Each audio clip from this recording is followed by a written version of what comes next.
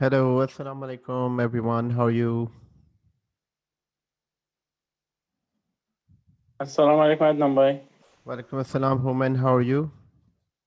Adnan bhai, my hard drive burned, and all my information gone. Oh, really? What happened Yeah, to your hard drive? It crashed? it's fell down. I just trying to put the data on that, and I remove it from the computer, Mm-hmm. and accidentally I hit the laptop, and it's fell down. So your laptop fell down and now it's not Yeah, working.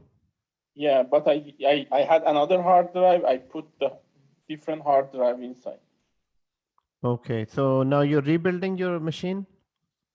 My hard drive was Windows on that one, and just replace it. And with boot, I came up, and it's working.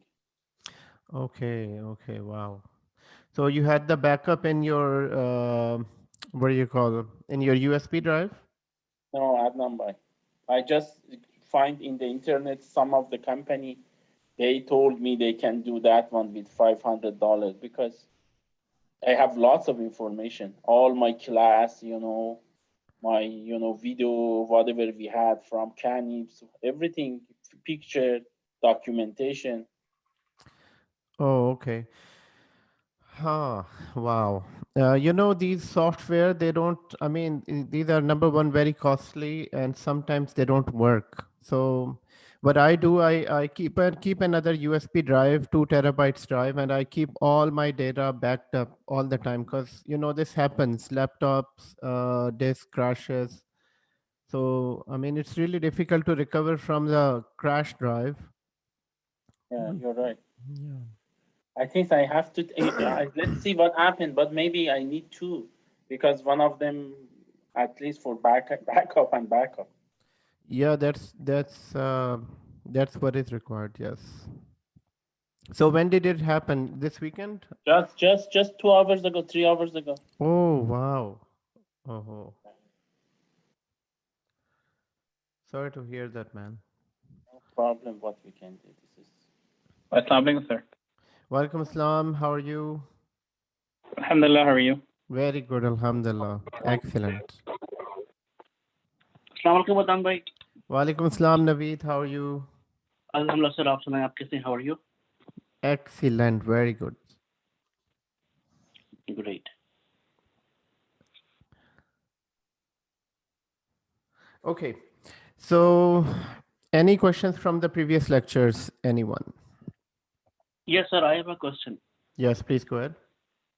Adnan bhai, I emailed you, and I want to ask you that why that Esxi is basically not secured. When we go to URL, HTTP, why that is not secured, basically? That was my question.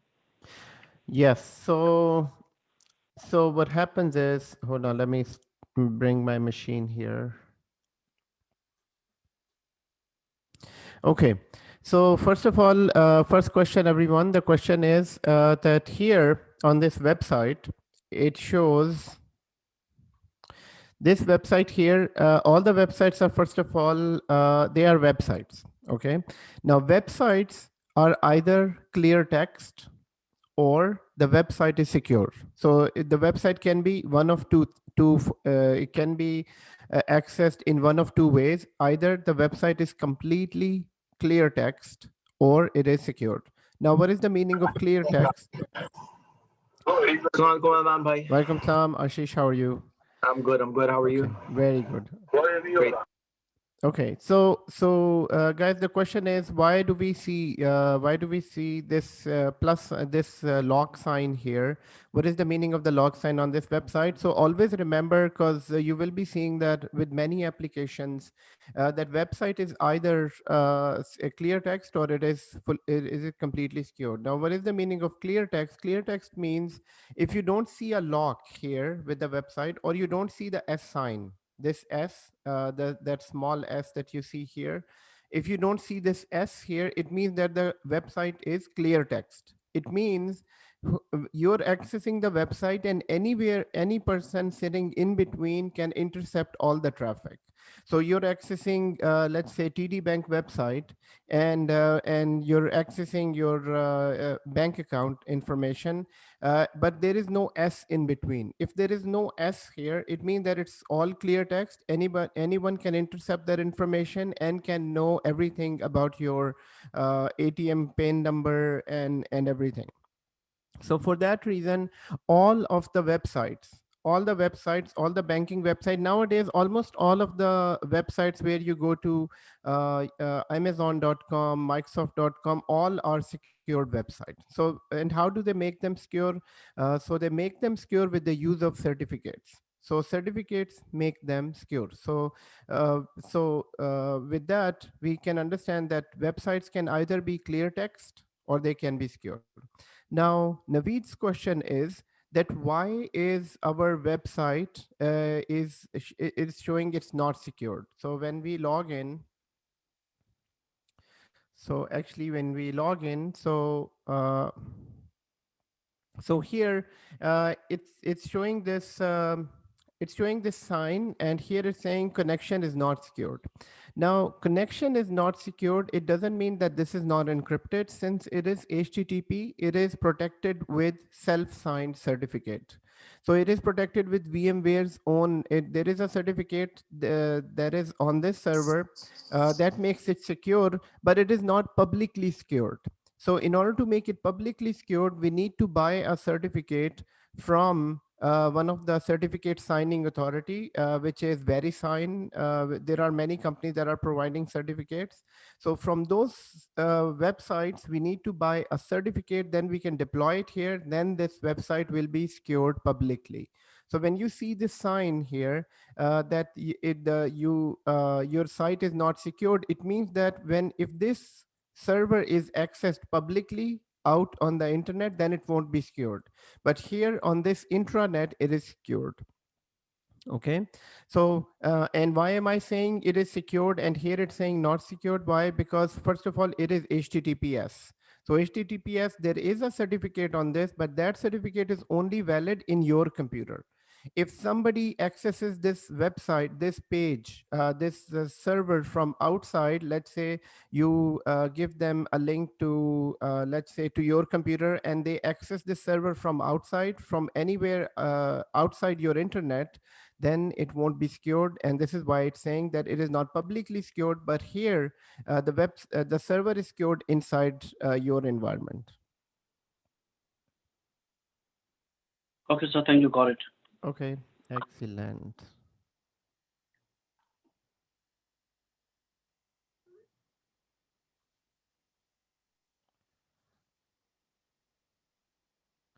Okay, guys, let's begin with the previous review of what we have covered, guys. We are learning here VCP. VCP is an important technology.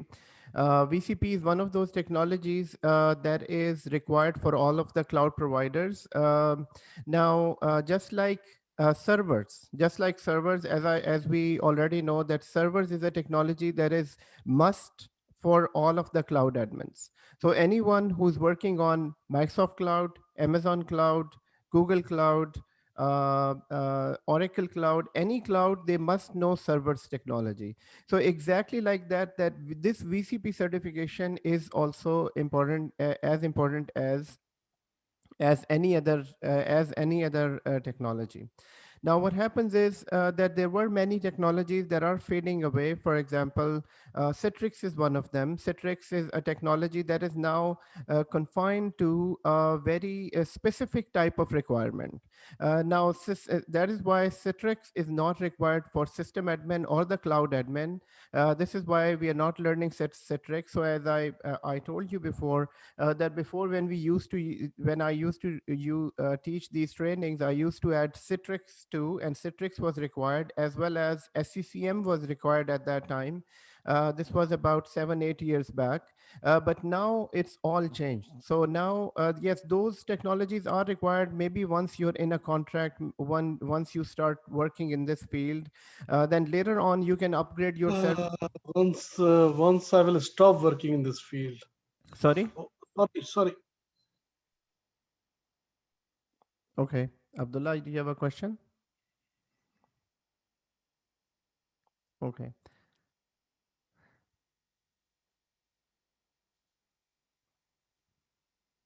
Okay. So दान probably. भाई sorry, ये अब्दुल्ला, मैंने in fact अपने बच्चों को बोल रहा था कि Okay. I spent so much time in the IT field for 25 years. I said I will waiting for stop working in this field. So sorry for that. I'm very sorry. And it's a coincidence that I'm talking about is exactly the same thing.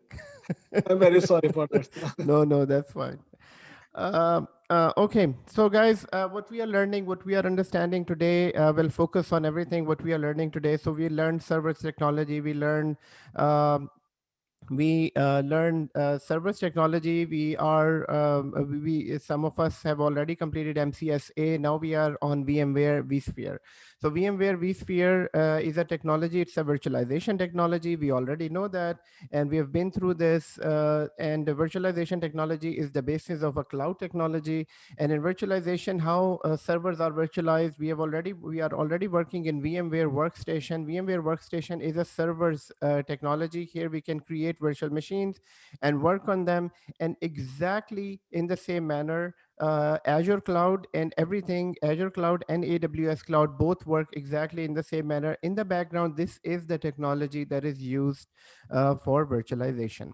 Now, in cloud management, here we learned so far in VCP that there is virtual servers that we create, and the server technology is of these different types. There is servers virtualization, application virtualization, desktop virtualization. Other than that, guys, and we all know all these three types of virtualization, but other than that, there is storage virtualization, there is storage virtualization, there is networking virtualization, and then there is data virtualization, there is database virtualization. So all those different type of virtualizations are part of also virtualization, but the main three types of virtualizations are servers virtualization, application, and desktop virtualization, and we had a detailed discussion in the last lecture.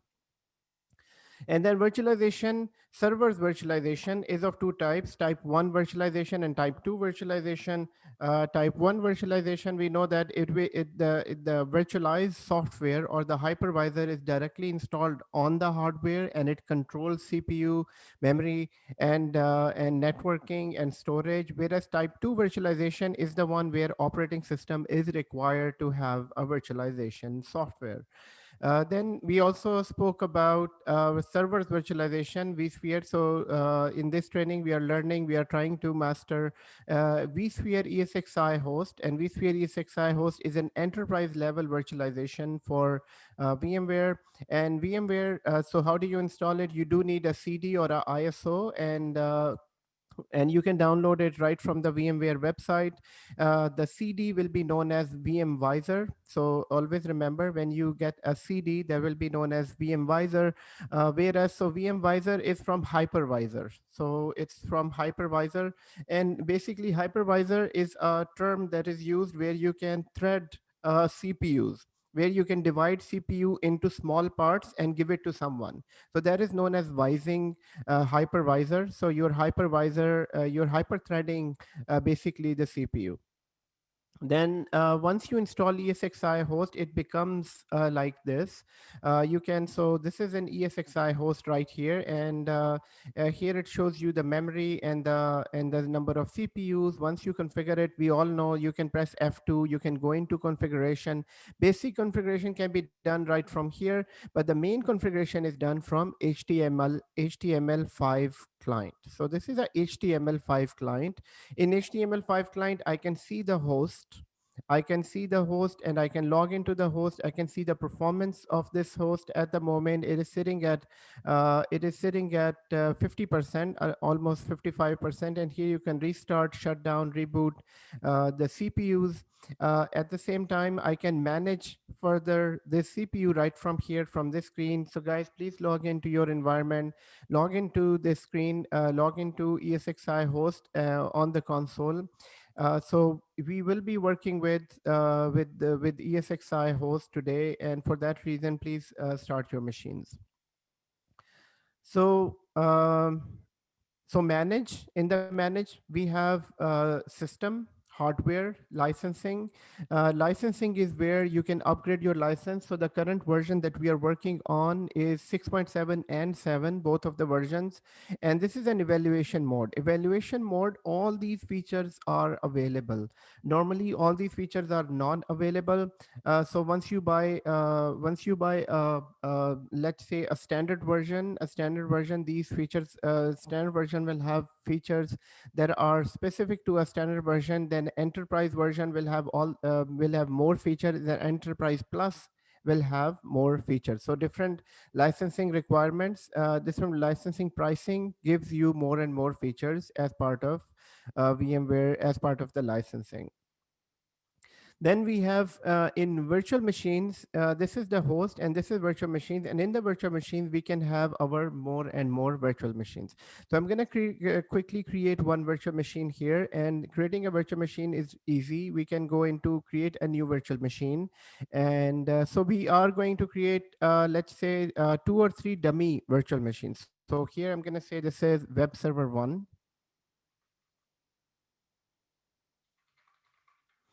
So this is a web server 1. We are not going to install operating system on this. There is no need for the operating system. We just need few virtual machines here. So guys, create 3 virtual machines in this. So here, this will be 2012. And next, here it will be stored in our main data store. So this is the main data store. This is the ISO disk. I'm going to store it in the ISO disk.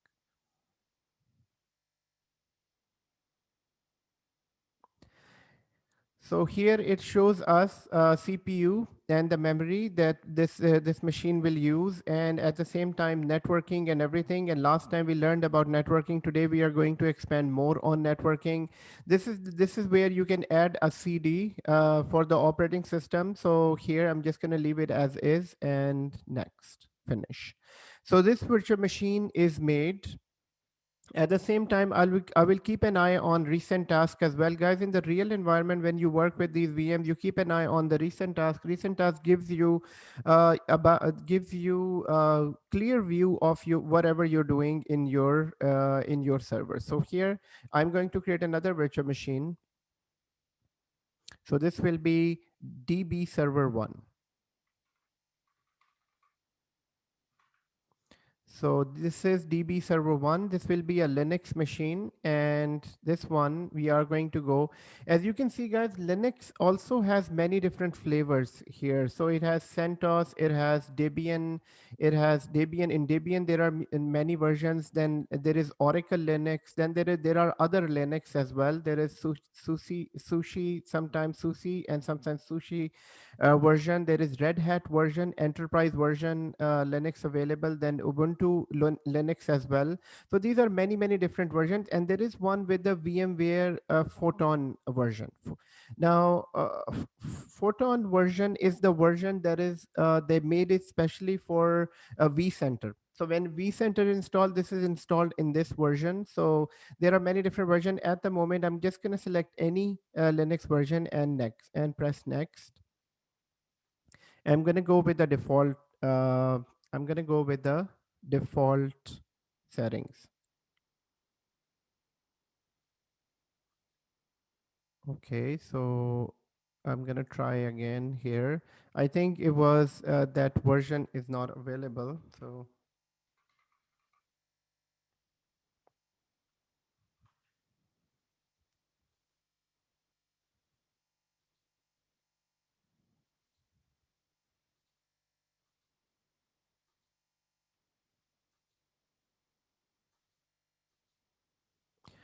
okay, VM configuration was rejected because please see browser console.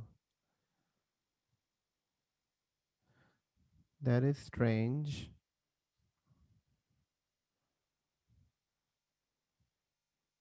Can you guys create a third virtual machine? Do you get any error message?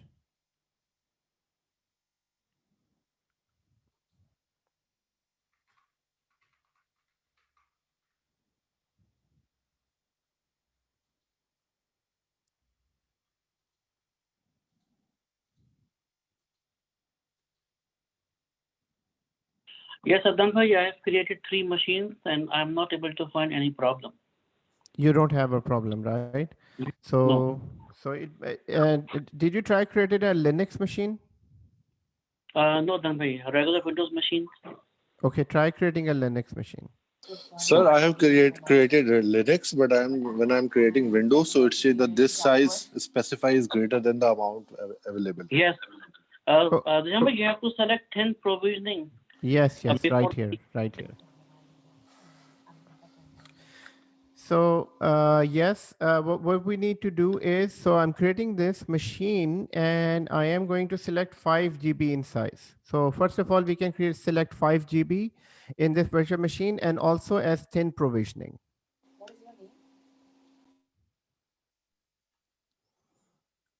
So this one is created, and at the same time, I'll try again because I never changed the disk size. Okay, Adnan bhai, I have created the Linux Red Hat machine and it created fine with no problem. Okay, very good, very good. So I'm going to create a Linux machine as well, and here.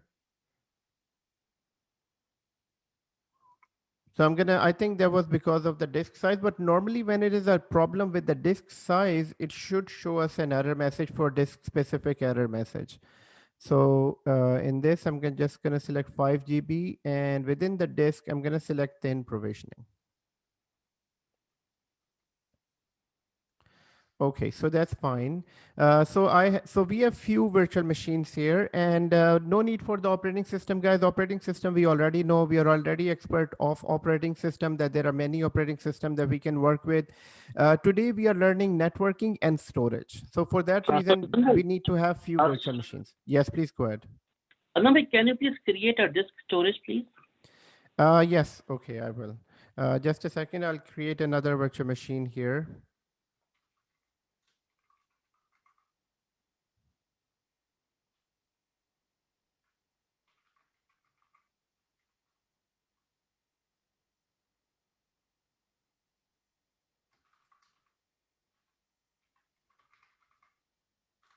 So the third server is app server 01, and this will be Windows server, and it will be, let's say, Windows 2016 and next, and this will be in our storage.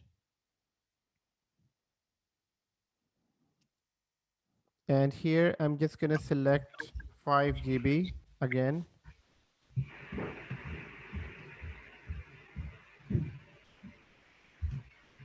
So, sir, sorry, which version you have chosen, sir? Sorry, what? Which version you have chosen? Like a guest. So right here. So if you're looking at the screen, so I've selected one server 2012, second one Windows 8, third one CentOS 8. So you can select any versions. I mean, we're not installing operating system. We just need to have 4 or 5 VMs here. Sure. Thank you. You're welcome. Okay, so in order to add a storage in ESXi host, okay, so in order to, so for now, what we have, guys, we have 4 or 5 VMs, one vCenter, and we have 3 other machines here, which are Web Server 1, DB Server 1, Web Server 2, and App Server 1. So we have these 4 servers here, and Naveed asked a question: how do we add disk in this? So in order to add a disk in this, all you need to do, first of all, you need to add a disk to your ESXi host. So first you go into the settings and add a disk inside ESXi host. Once the disk is added, then you can basically go into ESXi host management console. Within the console, you can go to storage and devices. Make sure the disk is available, but make sure that you need to restart this server. You need to, so here all I need to do is go to add. And in this, I'm going to add a disk. So disk is added, and next. This So, is sir, yes. Please go ahead. anything you need to add, you have to add in the ESXi server, right? Exactly, exactly. Yes, you add a network card, it will be added to ESXi host. You add a hard disk, it will be added to ESXi host. You are adding, upgrading a CPU from 2 to 4 CPU, it will be done on ESXi host. Okay, so Okay. But yeah, you won't be able to see anything which is being done on the HTTPS, right? Whatever we are creating there, like those machines, like whatever we made dummy machines, we won't be able to see it on this ESXi host, right? But, exactly, exactly. on Yes. the background, it will be done on this ESXi host, right? Yes. So Maybe everything in is the done. data Yes, center. that is true. So everything is being done on this. We are adding a new disk. We have created VMs that are sitting on this server, but we won't be able to see from this server. The management will be done from this browser. Basically, this is just an internet browser. Okay, so this browser can be accessed from anywhere, from a Windows 10 machine, from the client machine, from Mac machine, from any machine where you have internet access. You don't need a server for this to access. So this management console is available anywhere. So, sir, like the people who are working in the data center, Right. are they able to check these things on these ESXi hosts? So the people who are working in data center, they will only see a screen like this. The one that we are seeing, it's a black screen with ESXi host, and that's it. They won't be able to see anything in the server. So nobody can see what's going on the background, right? Exactly. And most of the time, these servers are locked, and the racks are locked too.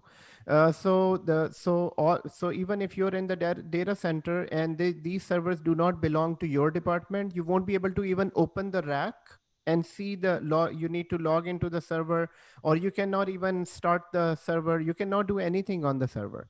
So So this server like kind of breaks down or anything, like happens to this ESXi host, then in that situation, everything yes, will be gone. yes, if this ESXi host goes down, if this ESXi host goes Crash. down, that will be a big disaster because you have all your environment is sitting there. So in each ESXi host, there will be around maybe from 20 to 30 servers sitting on each ESXi host. So if this server goes down, then somebody from your team, probably you, need to go there in data center and fix it. So, sir, is there any way if suppose if it's crashed, so how it's gonna come back? Yes, sometime it won't come back. If it is crashed, you just need to see that what is wrong with the server. So maybe the memory is at fault. Just like whatever happened to your laptop, how do you fix it? So you need to find out what is the problem, why did it went down, and then if it is repairable, you will ask the hardware vendor of this server. So let's say DL380, or maybe a Dell server or IBM server. You need to call them. They need to come and they need to either replace the server or fix the server. Then you can work on your ESXi host. So, sir, I got your point. Whatever, you explained, everything is crystal clear. But again, the point rises that suppose if this server does not come back, if it crashes, right? Right. Hmm. So, what will happen? Those machines, whatever we are working on, in a web server, uh, this one. So these are maybe working fine, right? But these things where they will be stored, and if you need a backup, so that means these things are also gone. The Uh, 20 machines or anything. Yes, yes. So it's a very good question that if the server is gone, we all understand if it is a hardware issue, it needs to be fixed. But what happens to these servers? So there is an advanced chapter that where we need to go through in VMware. In VMware, there are few advanced technologies in which what happens is, and I'll just give you a very high level view of that. That as soon as this server is down, automatically these machines will be moved onto the next ESXi host. If I have this is my ESXi host 1 and this is my ESXi host 2. So I have two ESXi hosts. These machines will be automatically moved into this ESXi host. So most probably in VMware environment, nothing will happen to this machine if high availability is configured, and we still need to learn that. Okay, sir. Thank you. Okay. And that is actually the main thing behind virtualization. I mean, if this feature would have not been here, that feature is known as Vmotion. That feature is known as Vmotion, DRS, and HA. So these technologies we need to learn in the advanced lecture. But if these feature would have not been here, guys, people would have never believed in virtualization technology. Because Alamgir's point is very, very important. If this ESXi host goes down, then basically this is not only one server that is down. This is basically 20 or 30 servers that are down at the same time. So, and how do you protect them? So in order to protect them, VMware provides a technology called Vmotion. Vmotion, which is a technology in which this server will automatically move to the second ESXi host if this server is crashed. So if I can right click on this, here, and in here there is, because we haven't configured vmotion yet, so we won't be able to see those options at the moment. So once we configure them, yes, they are all protected. They are all protected. Naveed has a question. Is there any backup of these machines on ESXi host in case server is crashed? This is high availability like failover clustering. Yes, it is exactly like failover clustering inside this, but we will be learning that in another advanced chapter. Ramai, I have one question actually. There are like for a system admin, there are daily responsibilities like to monitor. So these monitoring of the system includes what, like storage and the memory, CPU. Am I right, or there are more sort of other kind of responsibilities which we have to go on a daily basis? Yes. So normally on day-to-day task, number one, as a system admin or a cloud admin, day-to-day task will be to make sure this environment is right. If you're looking at this on the screen, on this side, this is exactly how your environment will look like. So let's say you're working for a company where your company is responsible for George Brown College IT environment, Humber College IT environment, and then you're also responsible for SCCM, Exchange servers, and University of Toronto servers. So I mean, this will be exactly like this. So it is basically not, I mean, it won't be that easy to monitor all these servers of maybe 300 or 400 servers. So in specific to monitoring, there are monitoring tools that will be monitoring all these servers and all the VMs, all the virtual machines and all the server automatically. Whenever there is an issue on the server, for example, here I can see CPU, which is the monitoring part. This is monitoring here. I can also see the hardware here on the hardware side, and there are events here on the ESXi host. So there are hundreds and hundreds of events generated on this server, and these are events. The events might be error events, there might be warning events and everything. So for monitoring, there's a software. All the companies are using software that will automatically monitor this environment. So what will be my responsibility as a day to day? My responsibility is, as soon as any problem happens on anything, I need to focus all my attention to that problem. So for example, I get an alert and that monitoring software will send me an email, or and also on my mobile phone it will send an SMS that this so and so server ESX01 is down. So now if that server is down, it will come in as a red alert for you. You will focus all your attention on this and work on this. So this is part of your day-to-day responsibility. Sir, I have a question. Like in the real environment, uh, somebody told me, I'm not sure because you are in the field, we are not yet, uh, that to monitor these things, there are big screens and you monitor from the big screen, just like, TV screens, Right. uh, uh, like big screens. Is that true or? Yes, so there are in help desk section, the big in the data center, there are big screens available where you can see all your infrastructure. But mostly those screens are used for the network monitoring and the networking. The people who are working on networking, they need to see the switches, routers, and everything. They need to have a look at it. For servers, there is no such thing. I mean, for servers, we just monitor them through the software and log in directly. So, but the big screens are there in the data center. That is known as a NOC station. So NOC, in the NOC, you will see those big screens. Maybe you might have seen that in movies as well, that you have a full wall of screens. And on all those screens, there are graphs like these working on. They will be showing how many routers are connected, how many switches are connected, which switch is down, which route is down. So mostly that's NOC place is for the networking, not for the server or cloud admin. Okay. sir. Okay. So Naveed, does that answer your question? You asked a question about monitoring. So monitoring is done through software. It is not practically possible to monitor 400 servers at the same time for anyone, for any experienced system admin or a new system admin. So what happens is software is the one that keeps on monitoring all these VMs. And as soon as any problem happens on these VMs, it will be reported to you as an email. And based on that email, you will start working and fix the issue. Great, sir. Thank you so much, sir. Really appreciate it. Excellent, excellent. So guys, so this is our ESXi host, and here we have few VMs. And in the last lecture, we started working with networking. And Naveed, you asked about the storage. The storage, in order to add a new disk, all you need to do, go into the settings, add a new disk. Once the disk is added, you will go into the storage. First of all, you need to see the new disk added in the devices. So the disk that I have added, I cannot see that disk because I need to restart ESXi host.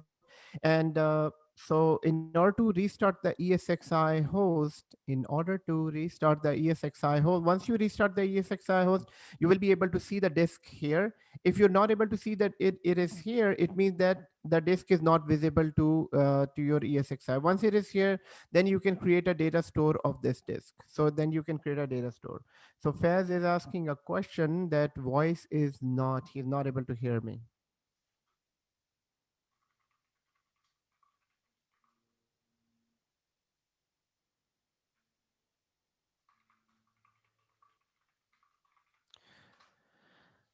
Okay. So, and in storage, we need to go into more detail. Ashish, you may ask a question. Yes. So Namai, can we say, for example, we have two data storage, right? And then we make one machine over here, but somehow whatever happens, we need to delete the one data storage. Could we move the virtual machines from one data storage to another? Yes, why not? We can move anything from one data store to another. If I Okay. go into this data store, you can go into the data store browser, and here, this is the Oh, VMs folder. nice. And right from here, you can move it. So you can move it Okay, from one perfect. data store So to we another. can single-handedly actually delete a single virtual machine and whatnot if we don't want it, like even Exactly. afterwards. Okay, nice. Yes, if it is properly managed, then you will be able to Right, delete. You can see that there is each folder for each machine. You can just right, delete right, that right. folder and it's gone. Okay, makes sense, makes sense. Okay. Perfect. Thank you. Okay, very good. Faz, we cannot hear you. Faz is saying, can you hear me? And Faz, we cannot hear you. Okay. Fez is So, always up in the moon. sorry. Fez is up in the moon, so it's an issue getting the network from the satellite, right? Right. So, okay. So I think he will reconnect. He will try to reconnect. Okay. So everyone, let's look at the storage, and we are learning this very important technology today. That very important technology is VMware, and we are trying to become an expert of VMware. And today we are learning. So we know the basics of now ESXi host. So first of all, two things we need to learn in this. One is ESXi host, and secondly, vCenter. So vCenter we installed. Today we are not discussing about about vCenter. Today we'll be working on understanding again basics of networking that we started in the last lecture. And basics of networking is very, very important. So here we have we have a Windows server, and on the Windows server we have different browsers. We have a Firefox browser. You can work through Chrome. You can also work from Edge browser, but the browser has to be a newer browser. So Internet Explorer won't work properly with this. Ashish, you have a question? Your blue, I can see your blue hand. Sorry, There- sorry. I actually oh, forgot no to problems. put it down. No problem. It's a blue hand. It's not a red hand. So it's not red-handed. Okay. So, so guys here, in networking, so first of all, so now we should be clear about this here, that we have a Windows server, we have ESXi host. On the ESXi host is our boat. ESXi is our boat on which we have all our environment working. So now you can think of that this is one ESXi host that on which we are working, so that there can be 10 ESXi hosts, and on each host you will have around 20 to 30 VMs on each ESXi host. So if I go to my virtual machines here, in this ESXi host, we have how many virtual machines? So I'm going to go into virtual machines, and we have 5 virtual machines here. So all the 5, and one of them is working and all others are not working. So so they're not working with their operating system. It's not important at the moment, but there are few virtual machines because we will be moving these machines into different networks. So this is why we need to have these different virtual machines. So overall understanding is that we have a ESXi host on which our virtual machines are here. And on this ESXi host, we have storage. We also have networking.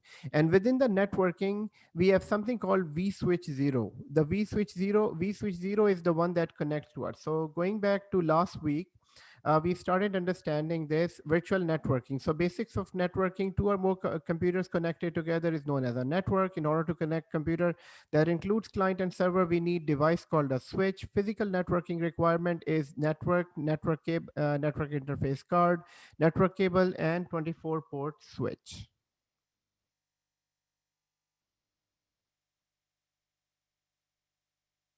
Naveed, you may ask a question. Sir, what I want to ask you that you mentioned that all these servers are basically in the data center, right? Because I did not get any kind of chance to work on the servers as of yet. So my understanding is if all the servers are in the data center and the system admin is not allowed to go in this data center, then how am I going to access the server to work all these kind of things? Right. So how you will work with this? So we all work in data centers remotely. So this is our data center. Okay. Now this is here we have different type of data centers. Rogers have its own data center. Bell has its own data center.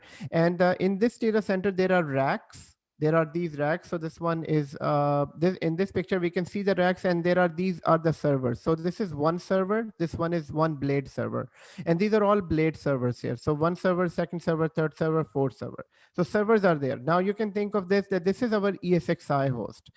In the real environment as well, in my current contract and the previous contract, all we see is the pictures. So all I need is a picture, and I don't need to be in the data center. It's been a long time since all of the system admin or the cloud admin, we don't see data center. And nowadays it is even more secure. Nowadays, before we used to go into the data center to handle our servers, but nowadays what happens is that data centers are more and more secure, and they have dedicated people sitting there. So what is the role of that dedicated person sitting in the data center? You would call them and you would tell them, my server is not working. And he would ask you, okay, where is your server?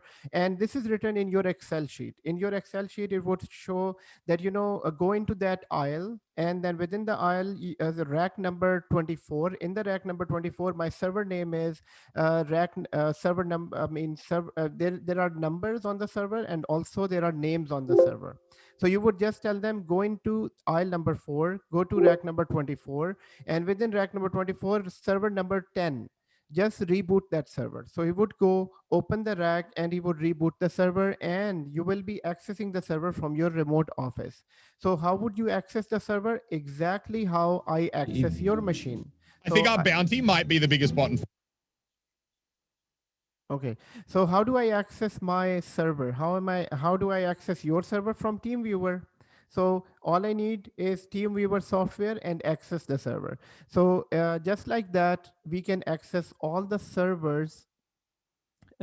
Just like that, we can access all of the servers within the data center as well. So the difference is that here I'm using TeamViewer software to access your machine, but in the real environment, we use RDP connection. So everything is connected from inside. So all I need to do is go to this connection. I would open remote desktop connection, and within the remote desktop connection, I will enter the IP address of the machine where I need to connect to. And this is once you're connected, then it is exactly like you're sitting on the server. So to answer your question, we don't have to go into the data center mostly. If it is a large company, you will never go into the data center. If it is a medium-sized company, you might have to go there just to see if the server is working fine or not. Otherwise, we don't, I mean, nobody is allowed to go into the data center unless you're specialized in that. So, So sir, like this, wrap upgrade. Sorry, go ahead. Go ahead. Go ahead. Yes, Naveed, go Okay. ahead. So, okay, so this remote desktop connection, the application which you have on your system right now, so is this a kind of like a utility which a server have, or this is something which we have to, like, which a company has to buy or purchase? What kind of utility is that? So this utility is a default utility on all the servers. So this is, let's say I am on this server. This is my server 2016. So this is my server 2016. On all of the servers, this utility will be there, and all you need to do is to just go to start and say desktop. And as soon as you type the word desktop, here it gives you that utility, remote desktop connection. And this utility is available on all of the machines. All you need to do is put up an IP address and connect to the server. Now, here, one question might be there, that how do you know which server is for what? I mean, how do you know what is my domain controller name? What is my database server name? Guys, for that, we have an Excel sheet, because all of the companies are different. Whenever you join any organization, in the first 2 weeks, you will be working with the existing cloud admin or a system admin. He will explain you everything. So on all of them, in all the companies, nobody will expect you to understand that what is the name of their domain controller or what is the name. So they will provide you an Excel sheet. Let's say today is your first day and your manager is saying, we are facing some problem on a web server. So then your question will be, okay, so I need to know the name of the web server and the IP address of the web server. At that point, they will provide you with a list. And let's say they're saying that our server name is 360 web server 01, 360 cloud web server 01. So web 01, and all you need to do is to connect to the server. And since you will be on the same network, you will be able to connect to the server. And once you're connected, it will be exactly like this server. So you need to do just basic settings, basic checking. And so later on, once we are done with the training, that I will show you that how to work with the day-to-day activities as a system admin. Sir, I want to add something here. Yes, please go ahead. Maybe many of the people would like this idea, because what I do usually is from my lab DC1, I manage rest of the DCs, because I enable the RDC connection option from all the virtual machines, and I can use it. Okay. Yes. Right. It will give them a hands-on plus confidence how to remote in to the machines and the servers. Yes, that will be excellent. That will be excellent. So this is I've been doing. So mine is good. Okay. I can help them how to do it. Yeah.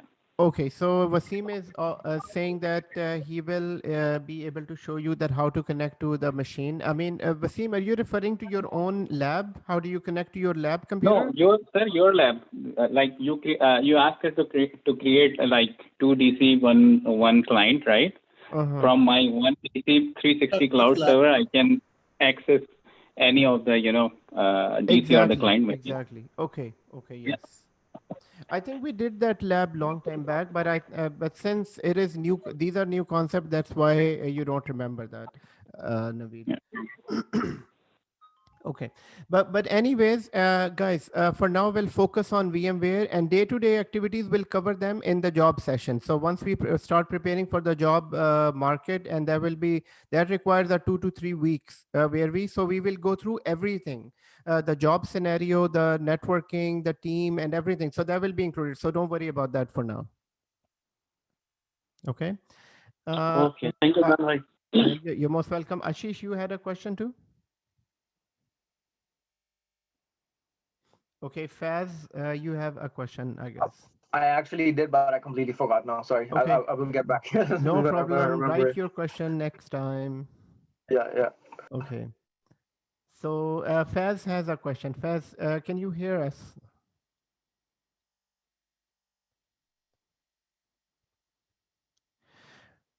Okay. So Faz has written a question. He's saying that, okay, okay, Faz can hear us. And his question is this the same way we operate VMs, virtual machines on ESXi host like Windows Server? In order to manage ESXi environment, we manage it from vCenter. So everything will be done from the vCenter, and everything or everything can be done in a small company. Everything will be done from ESXi host from this console. Yes, so everything will be managed right from here. Okay, so guys, from last week, from last week, what we remember that we are working on networking, and networking is a very important topic here. So I'm going to quickly go through the notes that we created last time. And here we have virtual network. Virtual network is made up of computer, network interface card, and switch. An example is that in VMware Workstation we have switches, 3 different type of switches there: NAT, bridged, and host only. Whereas in Hyper-V there is internal, external, and private. In VMware there are 2 types of switches we discussed in the last lecture. There is standard switch, there is distributed switch.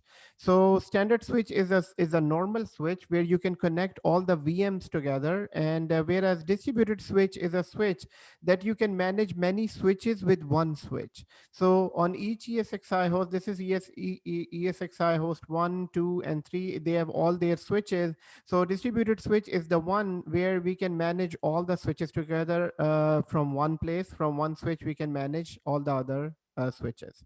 So now here in networking, we can see that we have only one switch. I have only one switch here, and within the switch I have 2 port groups.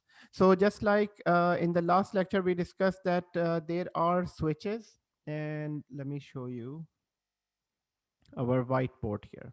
So on the whiteboard, this is what we discussed last week. So just like on this modem, or this router that we receive from our ISP, there are these different ports. So there are yellow port, there is blue port. So they simply means that these ports are for some different action, and this port is for different action. Exactly like that on vSwitch 0. On vSwitch 0, there are port groups. So this is port group 1, this is port group 2. Exactly in that manner, on vSwitch 0, on a standard switch, there are 2 types of port groups. One port group is especially for the VMs, and the other port group is especially for the for management. So how we are connected to ESXi host is through the management port. So this is what we were looking at. So I am on vSwitch 0. So everyone, please log into ESXi host and go to this location. So the management port means console port, right? Exactly. Management port simply means that it's a console port. And if you go to vSwitch 0, in the vSwitch 0, everyone, here you can see that we created 4 VMs, and 4 VMs are part of the VM network port group. So this is the port group name, VM network port group. And the management network port group is the one where we are connected to. So this is where the IP address of your ESXi host. So that's your console port. So in general, in data center, this is referred to a console port, but very specific to VMware, very specific to ESXi host technology, this is known as management port, and the port name is VM kernel port. So this is VM kernel port. VM kernel port is it refers to that this is the port where you are connected to your ESXi host. Okay, Sir, so can you please add the switch once again? I was out. Somebody was knocking. I will check it. It's okay. So I haven't added any switch. We are just looking at the same switch. So in order to go there, Alamgir, all you need to do is go to networking, and Okay. within networking, just click on vSwitch 0. Once you Okay. click on vSwitch 0, then you will be able to see the switch right here. Okay. Thank you, sir. Okay, so this is a standard vSwitch, and it has 2 port groups and it has 1 uplink. So we need to understand that, everyone, that this is port group 0. There are 2 port groups on this and 1 uplink. Uplink simply means that how many network cards are connected to this this ESXi host. To this ESXi host, now there is 1 network card and there are 2 port groups. Now let's understand this concept here. So in order to understand this networking concept, guys, we need to understand that this concept. I mean, more than technically, we need to first of all understand that on a very simple level. So on a very simple level,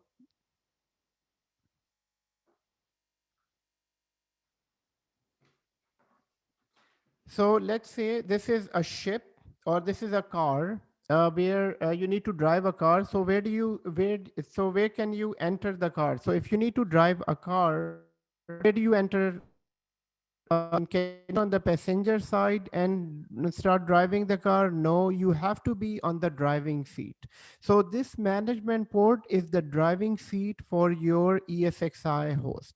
If this ESXi host, and here you can see the IP address right here, this is the main IP address of ESXi host.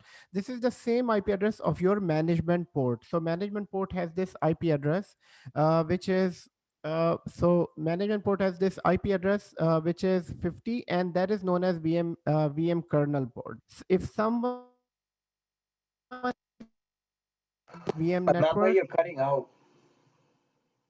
okay, am I cutting out now? In the middle, you were cutting out. So like you said some words that like completely messed up. I don't know what it is. Would you be Okay, able to repeat okay, it, please? okay. Yes, yes, for sure, for sure. Okay, so one more time, what we need to understand, guys, we need to understand networking on a very basic level. In networking, what happens is that networking starts with a vSwitch. So switch, you need to have a switch in your network, and on that switch, all of the VMs will be connected. So basically, all your VMs are connected, guys. If you feel like any voice distortion anytime, just let me know. Is it clear now, though? Yes, it's Yeah, it's clear now. perfect now. Okay, okay, okay. Sometimes, so let me check my CPU here. Sometimes, the CPU, we keep on checking the CPU. Oops, memory is sitting at 21 GB because of the ESXi host. So because vCenter takes a lot of memory, so for that reason, it's just sitting at that. Okay, so guys, here vSwitch networking. I mean, networking. Always remember that what is a management port? Management port is your driving seat. Management port is your driving seat. So if this driving seat is not available, meaning steering is not available. If the steering in the car is not available, then can you drive a car? Maybe Tesla. Maybe from your phone you can start driving, but most of the car at this point in this age, you cannot drive a car without a steering wheel. So management port is your steering wheel. If this management port is not available, it means that you cannot manage ESXi host. That's number one. Number two, all of the VMs are passengers in your ESXi host. So there can be, so at the moment I can see 1, 2, 3, 4, 5. 5 VMs on this ESXi host. If I would have had 20 VMs or 40 VMs on this ESXi host, these VMs are the ones that we need to take care of. So Yes, these are Alamgir. ones, right? No, you cannot say these are clients. These are servers inside ESXi host. These No, are no. I'm just saying, if this management is kernel, so these machines are Javans. Excellent, excellent. Yes. So if the management port is a kernel, then these are soldiers. So these are soldiers that you need to protect, that basically soldiers are protecting you. In this case, these are the resources that you need to protect in this ESXi host. Okay, so this concept must be clear, that management port is your driving seat.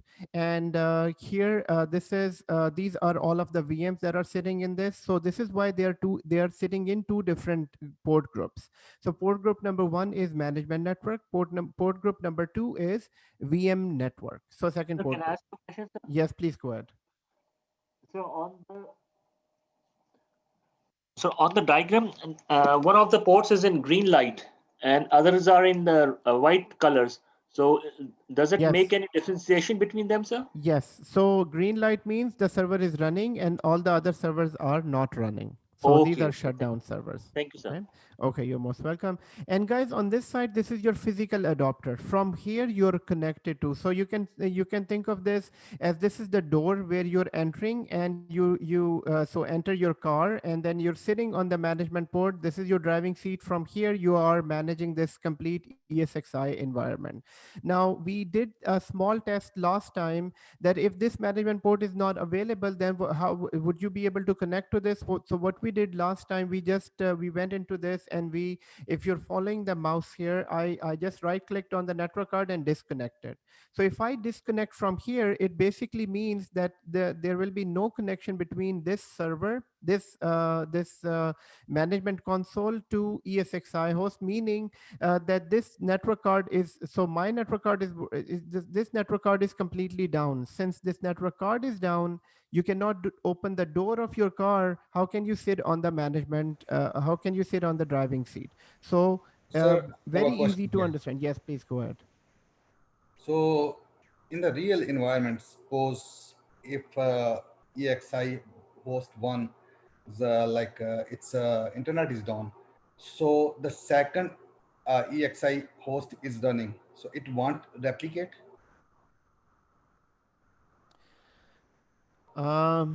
Okay, so can you repeat your question with the right server, with that right type of technology? Just say ESXi host. Yeah. I want you to no, I want Yes, you to say okay. that so that Okay. you can be in that So habit. suppose if 360 cloud EXI server one is down by if its internet is down, but ESXi server two is running, right? Right. So still it won't work because it will not replicate.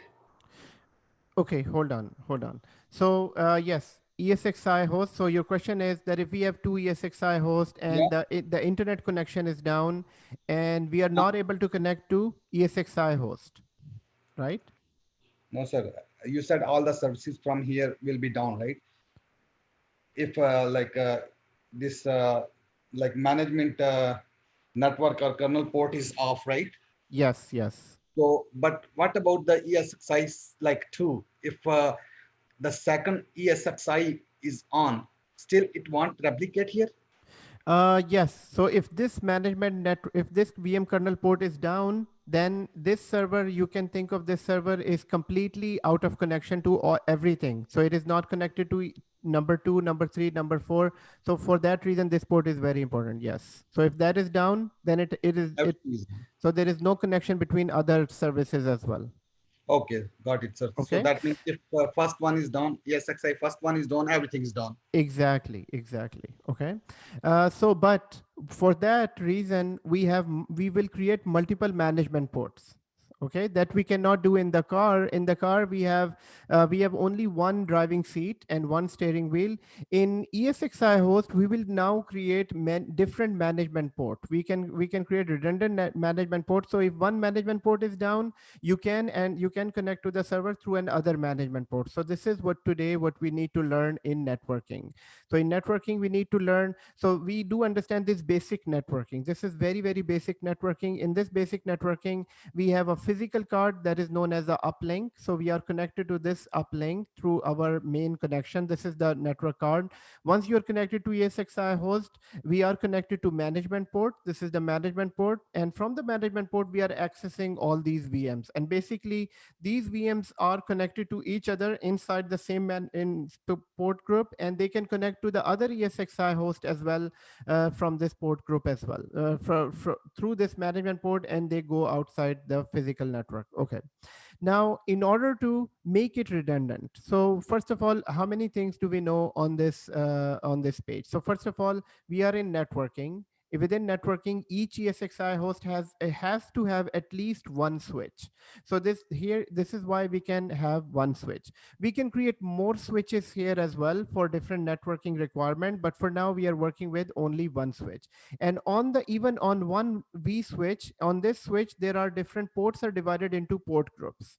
So if I go into this V switch, I can see that the diagram is very clear that this V switch has two different port groups. We can create multiple port groups. So we can create a port group for production VMs. We can create a port group for test lab VMs. So port groups are there to separate different type of environment within a virtual switch. So now this is a virtual switch. The virtual switch has a management port group from where we are connected to this ESXi host and managing this environment, and the port group one, and this port group is right here for all of the VMs. Now let's say these VMs are all production VMs. So in all of the servers, there are two types of environments: production environment and test environment. And we need to separate all these different type of requirements because we need to give more attention to production as compared to test environment. Why? Because production environment is making money for your environment. So here, let's start with understanding.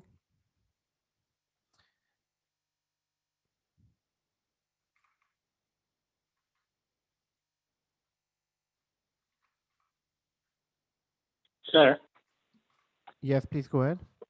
so what I understood is, I think it's a very attractive and very good thing with VM that, and inside the ESXi host, there is a virtual switch and virtual ports are available, right? Right. So we are basically configuring the virtual ports and assigning to the virtual machines, right? Yes. Yeah, this is very cool, like concept, right? Yes, exactly. And Yeah. everything is happening in front of you, and it's so Yes. flexible, you can make changes as well. Yes, absolutely. Okay, thanks. Okay, excellent. So guys, first of all, we need to now understand networking environments. Networking environments in the real, so we divide networking environments into the following environments. So what is an environment? Environment is basically similar type of services. So you can say networking environments is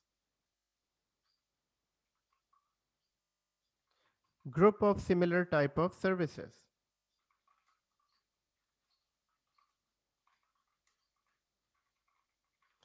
So group of similar type of services, and in all of the companies we have one called production environment. Production. Second one is test dev and test, and third one is, it can be, so there is so actually there are few types of environment. There is production, test dev, and there is non production.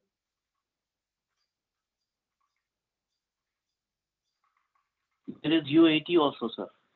So there is UAT, then there is pre-prod, then there is, so there are few types of environment, but here just for understanding, I'm just creating 3 environments. Okay. So now what is a production environment, guys? Production environment is basically considered an environment where you have your most important services available. So most important servers. So most important servers, like maybe a web servers, your domain controllers,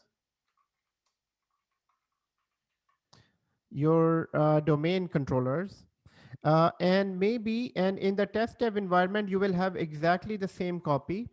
but this is for the test and development. So it will be the same copy, but it's a copy of your environment where you're testing and you're developing.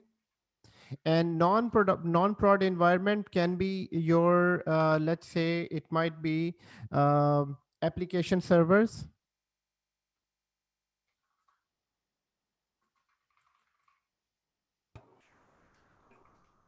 Print server. Print server is basically your production server.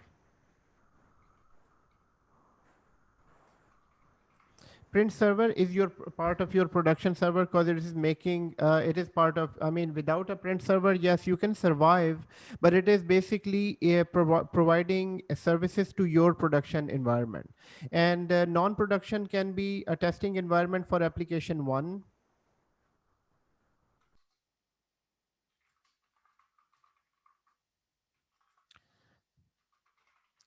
So guys, this is, I mean, this is type of different environment. So there is a production environment, there is a test dev environment, there is non-production environment. Now your first question might be, if you're very new to IT, that why do we need to create these environment? Why can't we have all of these servers in one place, in one network? So instead of just dividing them into all that, guys, we have all these in different type of environments. Why? Because based on the importance. Now, let's say I have two servers. I have this web server 1, which is a production server. I have web server 2, which is a non-production, which is a test environment. Let's say if they are both on the same level, if they are both on the same networking, just like we can see right here in our networking, in our VMs here, I can see there is web server 1 and web server 2, both are in the same VM network. So they are given both exactly the same amount of services. But let's say I need more focus on web server 1. So let's say I need to provide this web server 1 more bandwidth as compared to web server 2.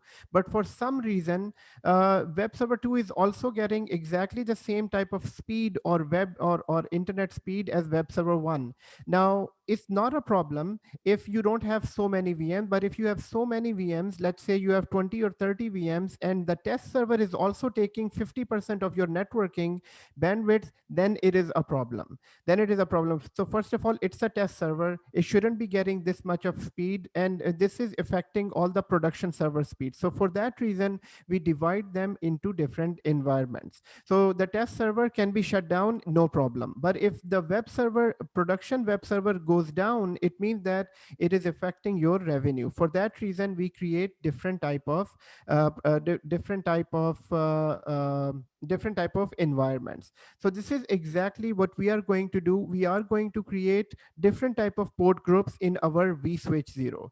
So this will be, production will be one port group, and test dev will be another port group, and then non-production will be another port group. So we are going to create port groups based on our environment.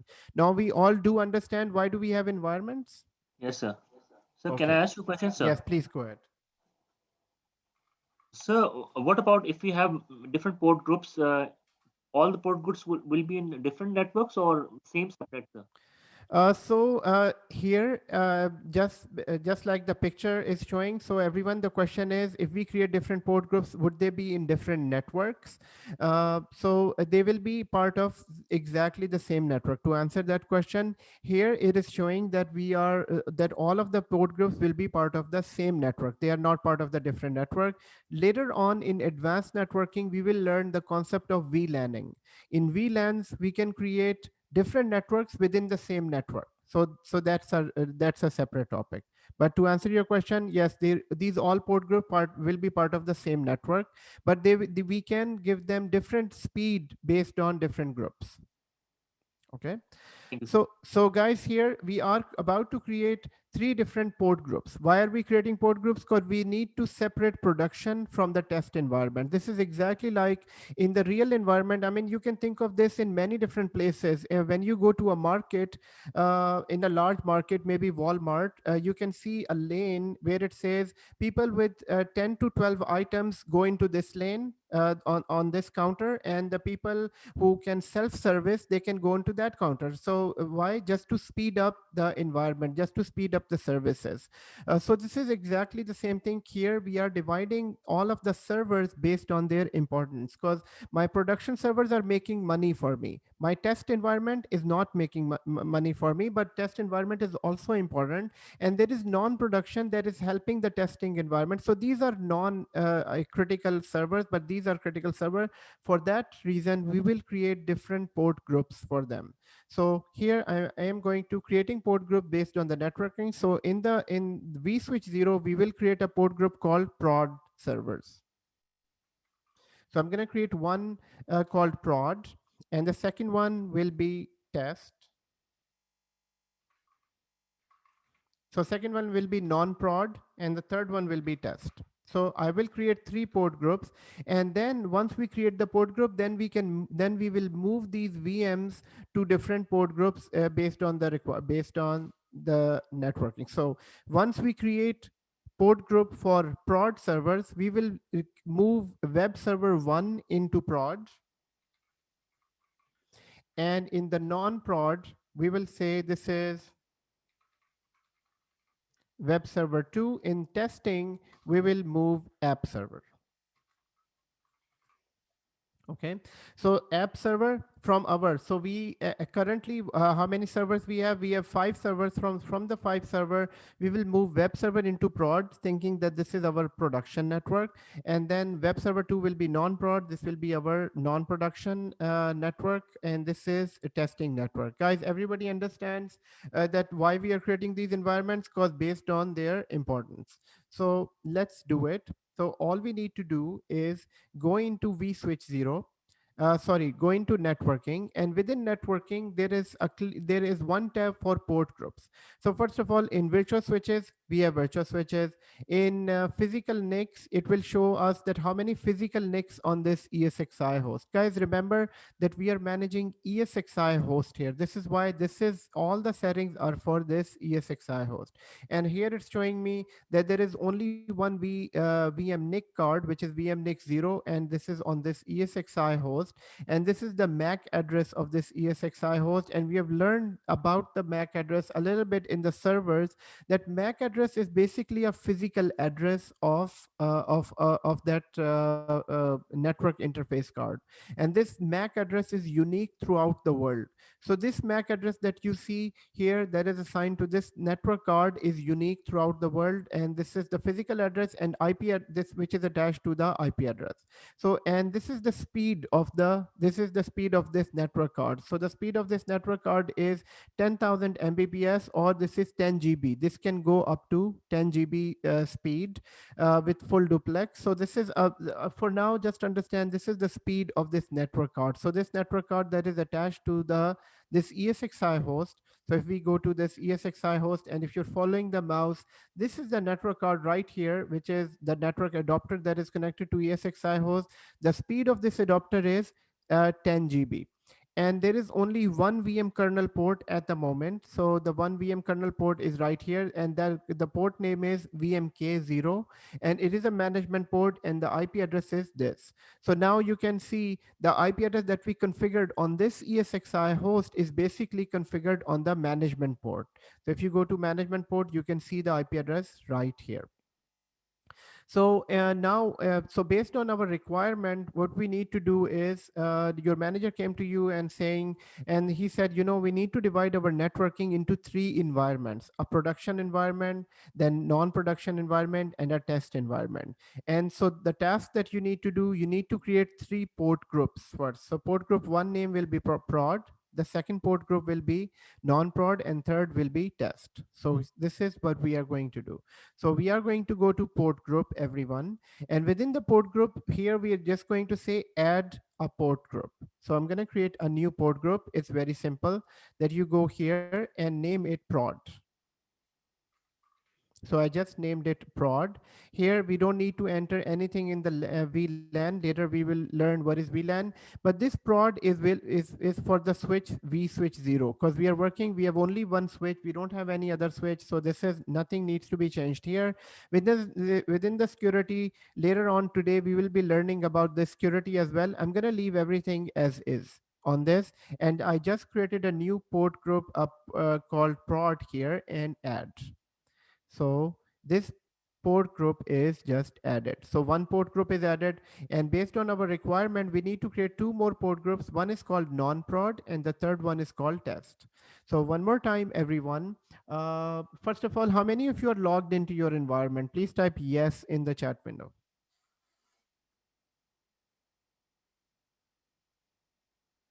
Sir, could you please go back to the slide? Okay. I just want to take photo. The slide or the Word document? Okay, here.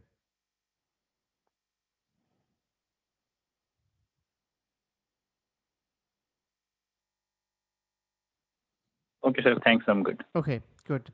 So everyone, so let me see how many people are logged in here. We have Naveed logged in, Asher logged in, Faz, Salim, Zishan, and Human lost his computer. Human, you can fix your computer. Hopefully you will be able to fix that today. And okay, so good. So guys, here we need you to create 3 port groups. So Naveed says port group created. Guys, please be more interactive, and please let me know in the chat window if your port groups are created. So just quickly create the port groups, and just let me know in the chat window that the 3 port groups are created. So I can't use. yes, Alamgir. Yes, go ahead. Sir, I sent on the MCC group. Oh, in WhatsApp. Okay, okay. We can check that out there as well. So I'm gonna quickly create this port group called test. So test port group, and test is created, and the third one I'm gonna create non-prod. So non-prod port group.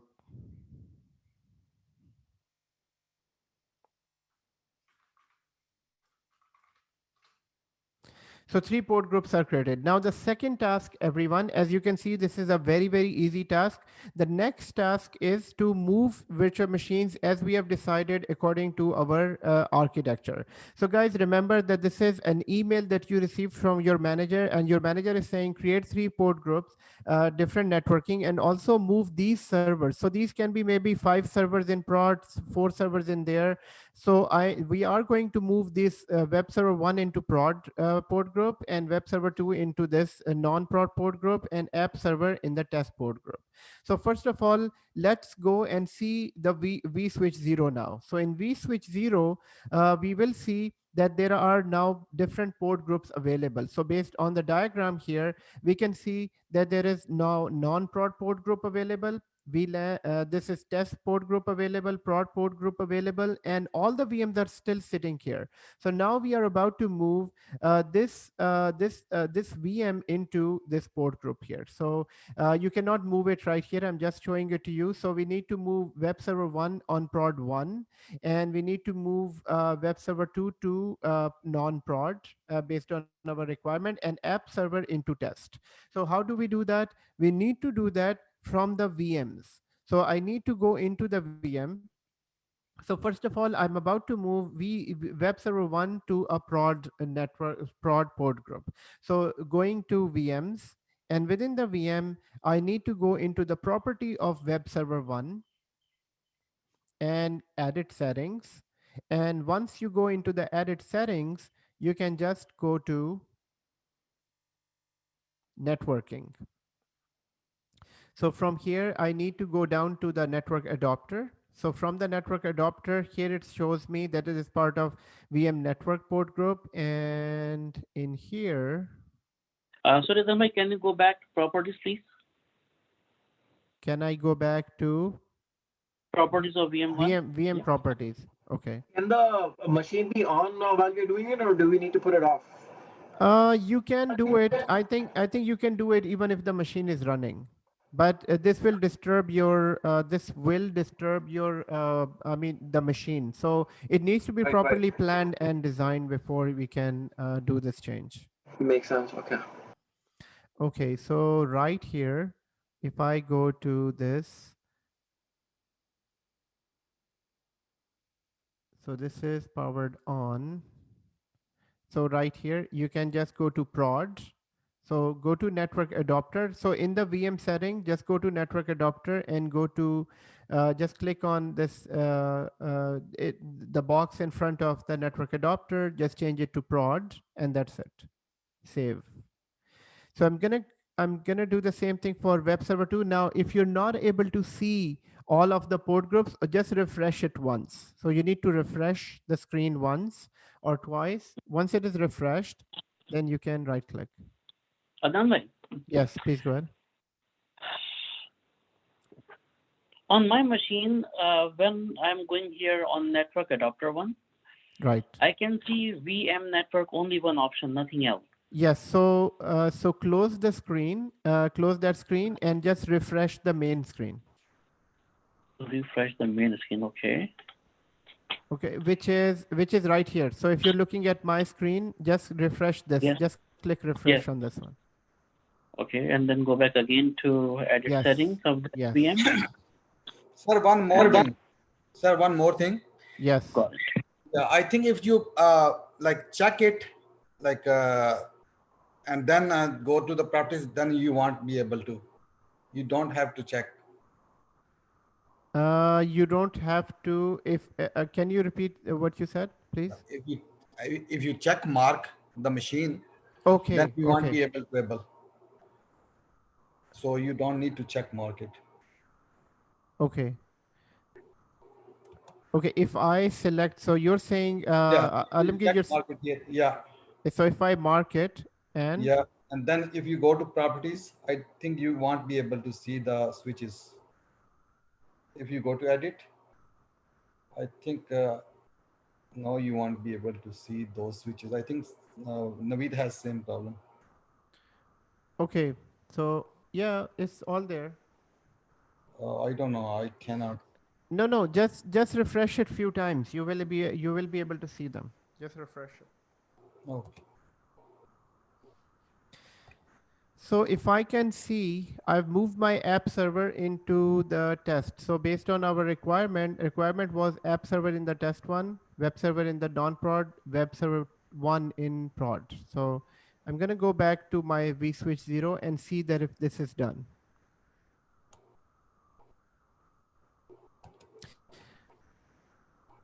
Okay, so I can see in the test there is web server app server 1, and I still need to move web server 2 to non-prod.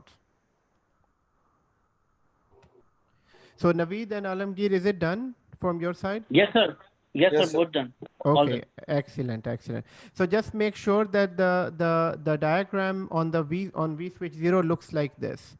So I'm going to go back to virtual machines and right click on web server 2 and move it to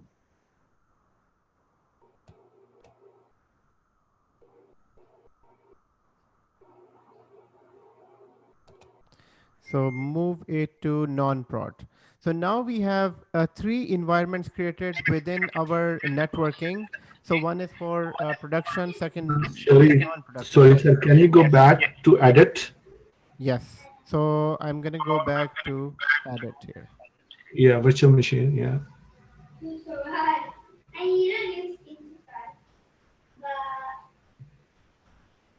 So right click, right? Yeah, just right click and edit, and then you can go here. Okay. Edit setting, right? Yes. So, sir, how do I revert back if I don't want to do it? If you don't want to go where? Like, I want prod to be on original spot.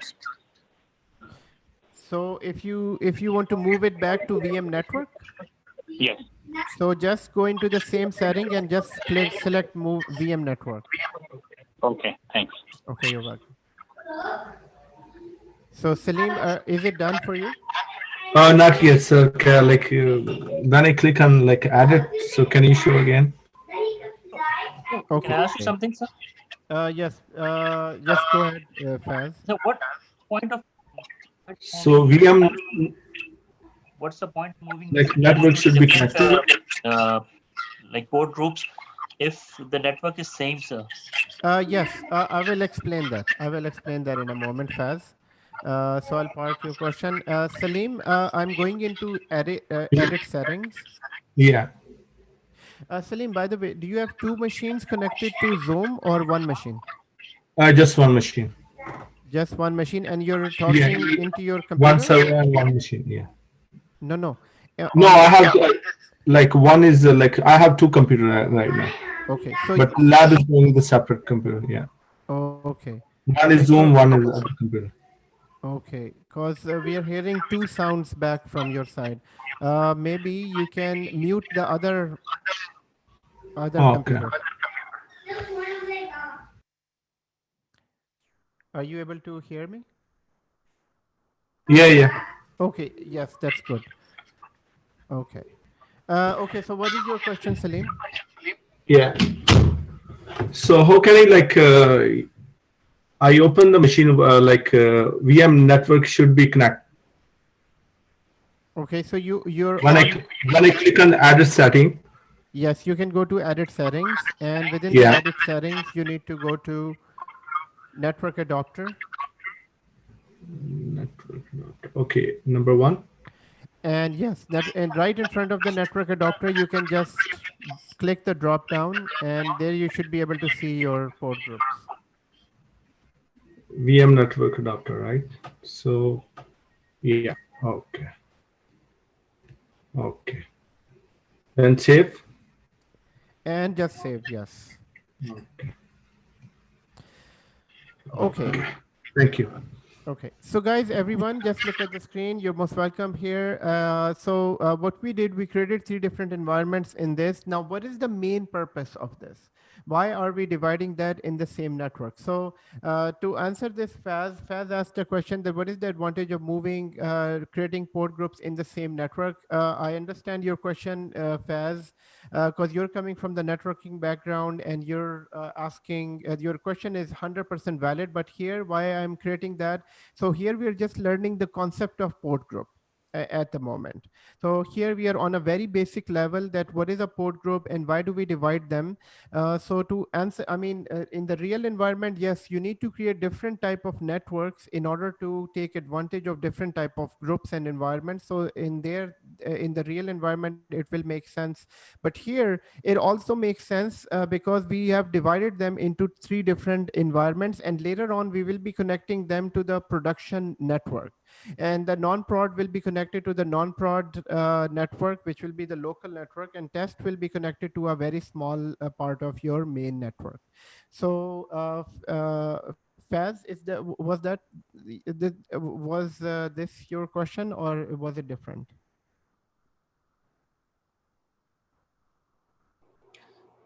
So, sir, basically we make these groups like networking groups to just manage it better way, right? Exactly, to manage them in a better way. Exactly, that's the same thing. And plus, we need to give more focus, more speed, more internet to production network as compared to any other as compared to the other networks. So that means with the production, so that means that with the different port groups and assigning different VMwares to the different port groups, we can identify which VM needs more resources. So we can do this. Exactly. So dividing them into different environments, we are giving more resources to production network and more focus on production network because these are the servers that are making money for us. Also, I think it helps for load balancing as well, right?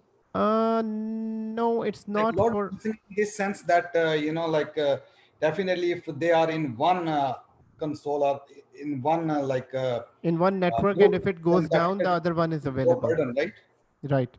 Yes. So yes, in load balancing, in that sense that we have divided them into different, so the to balance the load in your, or here you can see it is more speed balance or Yeah. maybe the resources balance. Okay, so guys, here we have learned a concept of port group. So let's go back to our environment here. So now we have 5 machines. One machine is sitting in the default port group, and the other machines are sitting in their own port groups. So now let's see here.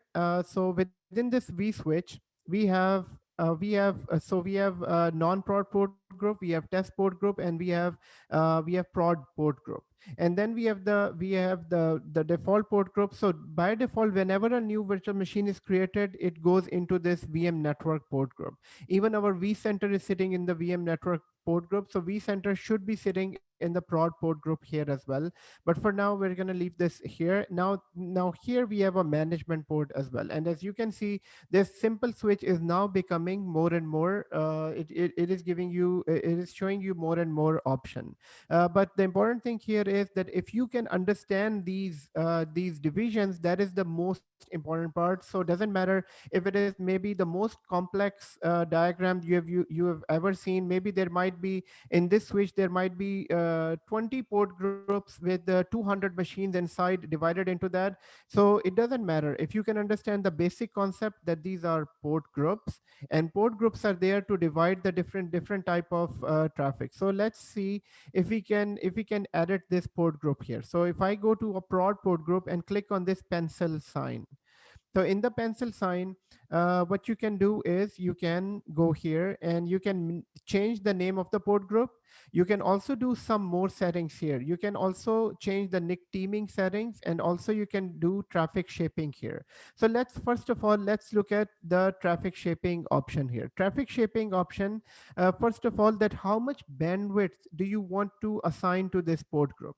Remember that we created these port groups and these environments for a reason, that we need to give more bandwidths to this one. So let's say for this production port group, we are saying that for this port group, I am going to give 2 GB network, and the non-production, I will give 1 GB, and for test, I need to give 50 MB.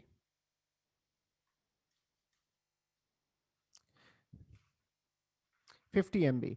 So this is the speed that I need to give divided into other port groups. Now this is not something new.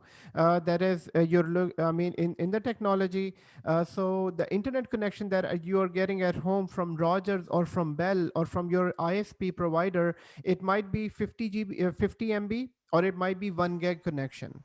So I mean, the more you pay, the better you get the networking connection, or 100 GB or 50. 50 it is 50. What is your networking connection at home? 1000 Mbp. 1000 Mbp. So this is 1 gig connection or 50 MB connection. Yes, it's MBs and GBs. So sorry, I was thinking 100 GB. 100 GB will be maybe your grandchildren will be having 100 GB, or maybe they might have 1 TB internet connection. But at the moment, guys, we have reached to 1 gig connection, 1 GB connection, and 50 MB connection. And remember that this is a very fast internet connection. Remember in the start, like 20, 25 years back, this connection was only 1 MB or 2 MB. Actually, even few years back, that connection was only 5 MB or something, 10 MB, something like that. And yes, so Abdullah is saying it started with 512K. 512K, guys. It was really slow connection, but we were very happy to see that internet coming into our computers. But now these connections are of different speeds. So guys, this is very reason why we have created these port groups. Number one, to divide the traffic among these. Now, first of all, the speed, why we have port groups. So we have created these port groups, number one, for the speed.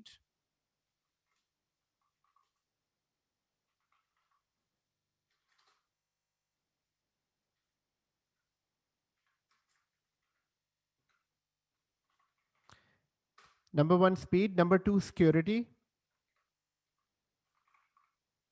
And number three, high availability.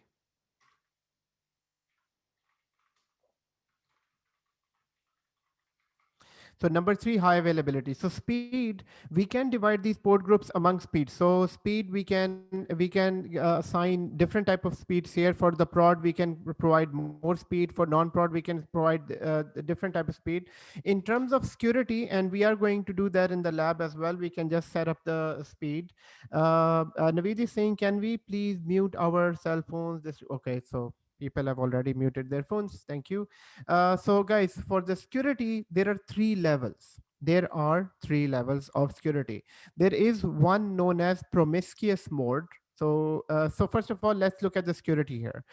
First of all, how we are dividing that. So as you can see that in this, so I'm gonna just make it a smaller screen so I can see a full view. So I'm going to make them bigger, but this is just to give you a full view of our vSwitch. I know this is blur, but here it is giving me a full view of my switch. So on the switch, I have these port group 1, port group 2, port group 3, port group 4, port group 5.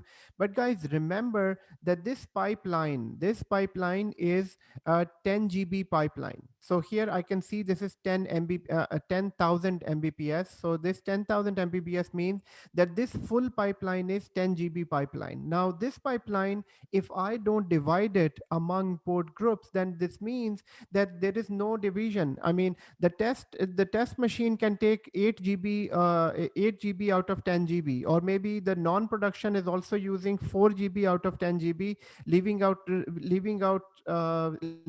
a smaller pipe for the production. For that reason, we have created these port groups. Now we are going to configure them. So the production port group, we are going to provide, let's say 2 GB, and then test port group, we are going to provide 50 MB, and non-prod, we need to provide like 1 GB from this pipeline. So guys, do we understand that we are about to divide the speed? We are about to give them different speeds based on the environment. So in order to do that, we need to, so first of all, let me make it bigger. So in here, first of all, I'm going to go into production. So in the production port group, we can edit, click on edit. And in editing, we can see that here it gives us different type of settings here. So number one, the name of the port group. Number two, VLAN. We will discuss VLAN later on. And number three, vSwitch 0. We cannot change the port group of a vSwitch 0 because one port group can be part of only one switch at one time.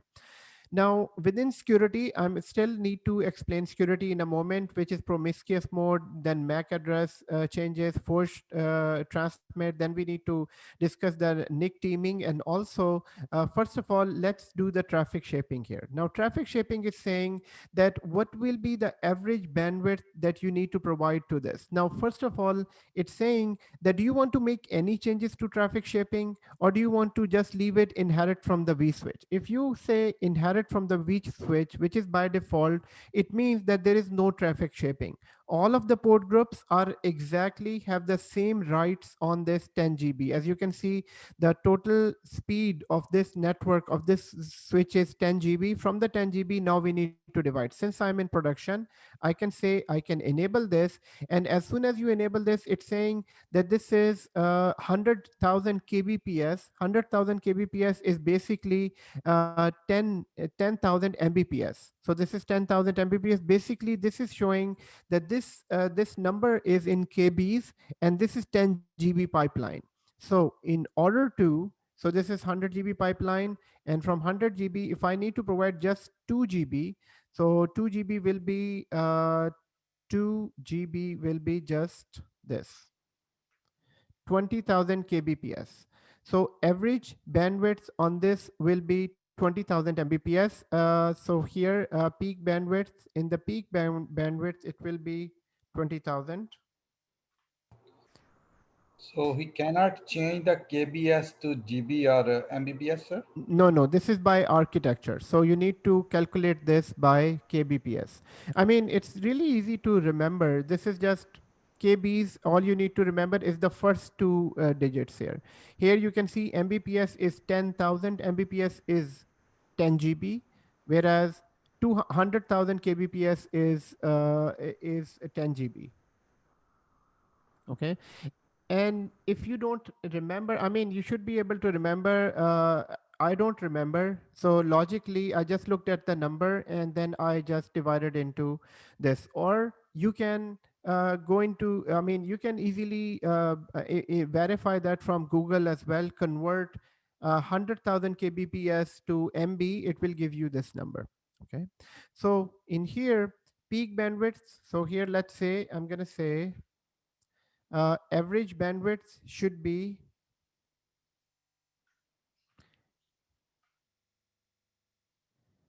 1.8. So average bandwidth will be 1.8 GB, and peak bandwidth will be 10 GB, and burst size is basically at the peak time, I mean, how much bandwidth do you want this prod network to be used? So let's say this is the average bandwidth. Normal traffic is going on, so this much of traffic this prod and this prod port group can use. You can think of this as, so let's understand this here. Let's understand this. It's really easy to understand. Now here I have, so let's say a road. So this is a road going on, and this road is on this road there can be 10,000 cars can move from this road. So 10,000 cars can move from this road. So what we did, we divided this road among different. So we created a pipe for the prod. We also created a pipe for non-prod, and we created a pipe for test dev. And then we divided this pipe. Now, from this, how do you divide them? So first of all, these are the logical grouping, but here we are saying that now from this pipe, 2,000 cars can move. So 2,000 cars can move from here, and here only 1,000 at one time. So 1,000 at one time can move, and this is, let's say this one is, so this is 1K, this is, so how can you divide that? 500 cars. So 500 cars from here. So here you can see that when the traffic comes from, so what will be the traffic used here? So the traffic, so this is just an hypothetical example of cars. In reality, these are servers that are connected. So these are three different type of servers. So we have a web server 1 that is connected. So if web server 1 needs to use this pipeline, web server 1 can use this big of a pipeline, which is 2K in size. 2K in size. So this is a bigger pipe, this is a smaller pipe, so this is further smaller pipe.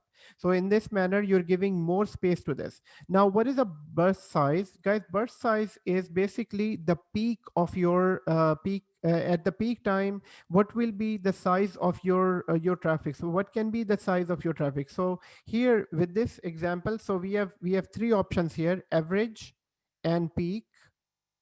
So in here, we had three examples, three options, basically, average, peak, and the burst size. So the three different examples, in three different options in here, this is just the average size. So average, on average, if there is no, on average timing, let's say a normal timing where this VM is connecting, downloading and uploading data, this server is downloading and uploading data from the from our internet pipeline or the network. On average, it can go up to 1.8 GB. This is what we said. And in the peak time, it can go to the maximum value of 2 GB. Then what is burst size? Burst size basically means that even if it has to go more than 2 GB at any point in time. So let's say on a Black Friday, this is a web server and there are now more traffic expected on this. So you're saying the burst size can be 10 GB. So, so instead of this server crashing on 2 GB, so you're not keeping that this server can crash on 2 GB and the maximum size of speed size or the bandwidth size will be 2 GB. Burst size is saying that if it requires at this point when it needs more space, it can take up to 10 GB in size as well.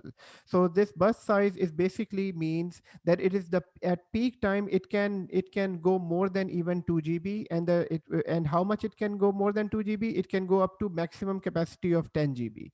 So these are the three settings. So average is everyday use, peak is that everyday peak balance, so it might not go more than 2 GB on average, but if at any point in time, if it requires 10 GB, then it should let go and it go up to 10 GB as well. Sir, I have a question. Yes, please go ahead. Sir, although for example, if I'm having 100 Mbps net, but in the peak hour, sometime holidays, our nets goes. Although the speed would be 100, but it goes down to sometime 30. So did they put also this check or clause for customer Exactly. point? Exactly, they do. And basically in the real environments, so the example basically what you're giving is your in home internet, right? Yes, sir. Guys, these home internet is shared space already. So this is shared among, in your area, if there are 20 houses, that internet, that 50 MB is shared among 20 houses. So they're not giving 20 GB, 20 MB all the time. They are, so most of the time on average, we are all getting 25, 30, 40, maximum 38, 40. We will never reach to 50. So for, I mean, and this is all divided, and they divided like this. Sir, I have a question. They have more options, but it is the division is something like that. Before Wasim, Naveed had a question, so I'll take your question, Wasim, in a moment. Naveed, what's your question? Thank you, Danbhai. What I want to ask you that in the real life routine, are we going to notify by email that if you're separating or creating this kind of VM NICs, then these kind of settings like bandwidth or peak bandwidth or burst size, these kind of settings will be in that email, or this will be our sense of selection? Okay. Yes, guys. The question is, how do you make these settings? Do you make it based on your own personal experience, or maybe based on your best judgment, or it would be coming from somewhere else? Guys, these type of settings are only done at the design time, at the beginning of your network. So most of the places these settings are already done, and we never change them.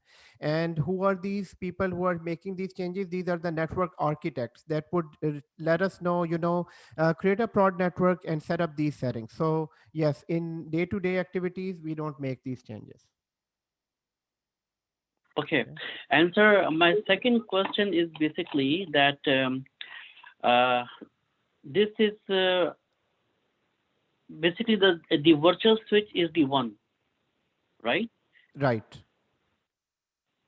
Okay, but this is the thing which we are doing is a distributor switch, and this is basically which is used to manage multiple ESXi network with one switch. Right. Am I right?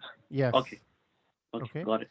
Okay, Wasim, you may ask a question. Sir, my question is, VM0 is a by default switch, right? VM network is a vSwitch 0 is a default switch. vSwitch 0 is a by default switch. Yes. And its maximum capacity is 10,000 Mbps, right? Maximum capacity is 10,000 Mbps. Yes. Is there a way that we can increase the capacity of the by default switch? Yes. So it's a good question. How can you increase the capacity of this? All you need to do is add more network cards. So if I can add 4 more network cards to this ESXi host, I can go right here and right in the settings, I can add 4 more network cards. So this will add the speed to four times.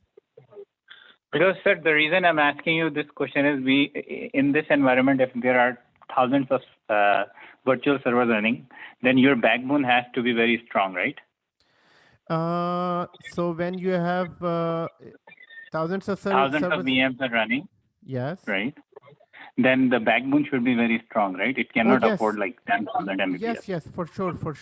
So most of the time your networking is already designed by network architects. So which means the backbone of your network needs to be more in order to add more speed to your own servers too. So in other words, let's say if I can add 4 network cards, and that can give me so this will give me 4 times more speed. But your backbone, your main internet, your main networking pipeline should be able to give you that capacity as well. So for that, I mean, we work with network team to find out the best configuration for our servers too. Okay, thank you, sir. Okay. And So sir, yeah, one please more go thing, ahead. sir, Yeah. to increase this speed of the limit, that is like network department responsibility. For example, if 10,000 or 100,000, and if we want more, so we have to request to network department. Exactly. Exactly. So this is their responsibility. But once they let us know by email that Yeah. just go and change the networking speed for non-prod to this level, then we just go and change and we keep that email. Okay. Okay. We can distribute this limit, but the main limit comes from the network, right, sir? Exactly. It is coming from the main network. Okay. Okay. So, Okay, sir. so everyone, so first of all, why do we created the port groups? Number one, we created the port groups to provide different type of speeds to our different type of networks. So for example, we already provided the networking speed of 2 GB maximum for the prod group. We can set up for test and non-prod environment exactly in the same manner. Guys, before we can make any changes there, we do understand this concept. Guys, the second thing the most important that we need to understand is the security. So within the security, if you click on the pencil icon, if you click on the pencil icon on here in the non-prod, so in the pencil icon right here, if you click on the pencil icon on the non-prod, here it shows you within the security, there are three different type of security levels. There is one known as promiscuous mode. Excuse me. There is one known as promiscuous mode. Second one is known as MAC address changes, and third is known as forged transmit. So first of all, these two are basically our protection against hacking on all these machines. So MAC address changes and force transmit are the two. So in general, I'm just giving you in general. So basically, they are all protect against hacking into your server, so that people are not able to connect to these machines and make changes to these machines. So these two, and promiscuous mode is basically is promiscuous mode is basically a security level that protects the networking traffic in a manner that it can block unwanted traffic to your network. So unblocking traffic to your network. So there are three types of security levels. Number one, promiscuous mode. So yes, guys, this is promiscuous mode. And the first time when I heard this word, I was not able to pronounce that properly. But now, I mean, this is known as promiscuous mode. So promiscuous mode is one security level. Second one is MAC address changes. Third one is forged transmit. These are three security levels. And so this one, let's go by quickly definition of this. Sir, but the promiscuous mode always work on the wired network or the wireless network. Why it's here in the virtual switch? Yes, it is actually it's part of the networking, so that's why it's here. So it's part Okay. of Okay. networking, right? Okay. Okay, so here, if we go down, let me open that in the presentation view.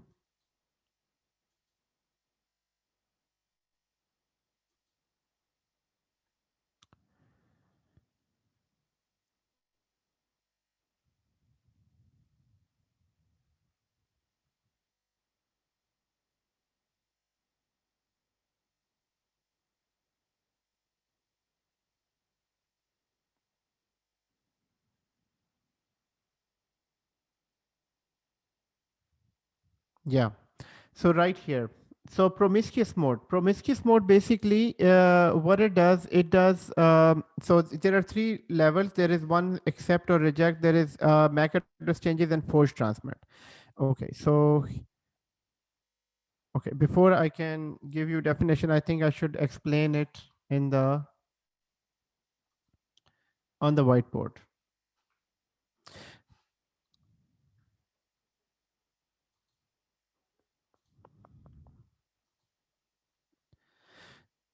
So guys, here, first of all, what are we trying to understand now? Security. Security. So number one is promiscuous mode.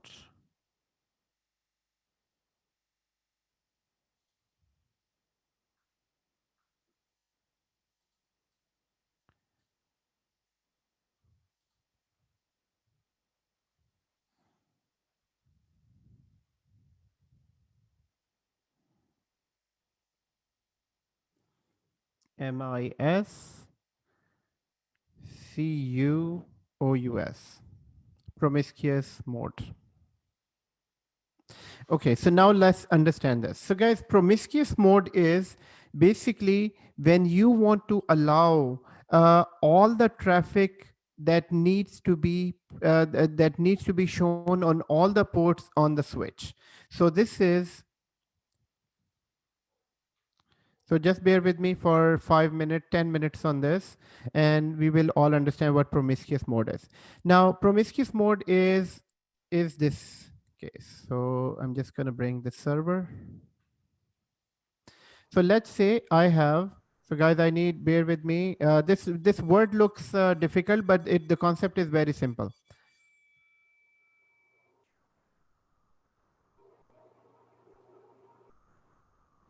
Alamgir, you have a question? Break time, please. Alamgir, we have just started. It's 8:30, sir. It's 8:30 already? No Yes, way, sir. man. It's 8:30. No way, no way. Okay. So give me 10 minutes. Give me 10 minutes on this. Give me 10 minutes. And then we'll go for a break. Okay? Is that okay, everyone? I'm fine, sir. Okay, good. Just 10 minutes on this. So let's understand this. Guys, promiscuous mode is something like this. So let's say I have 3 servers that are connected to the switch. So basically, server 1 is connected on this port, server 2 is connected on this port, server 3 is connected on this port. Now I am seeing some problem on this on one of the computer, but I don't know where the problem is coming from. So let's say sometime what happens is that the problem is on what is the problem? The problem is that your network pipe is full of traffic. So it is full of traffic, but you are not sure that which computer is flooding the network, which server is flooding the network. So here I've made only 3 servers. There might be like 30 servers here that are connected to the virtual switch, and we don't know which server is flooding the network. I know that on the networking side, there are many advanced tools that you can pinpoint that where is the problem coming from. But guys, sometimes the problem is of type where you need to basically troubleshoot on a very low level. So what I'm saying is, let's say this server has some virus, and that virus is causing this complete network traffic. But since this virus is so intelligent that it is hiding all the traffic from this computer, and it is shown that the traffic is flooded, but this you cannot see this computer.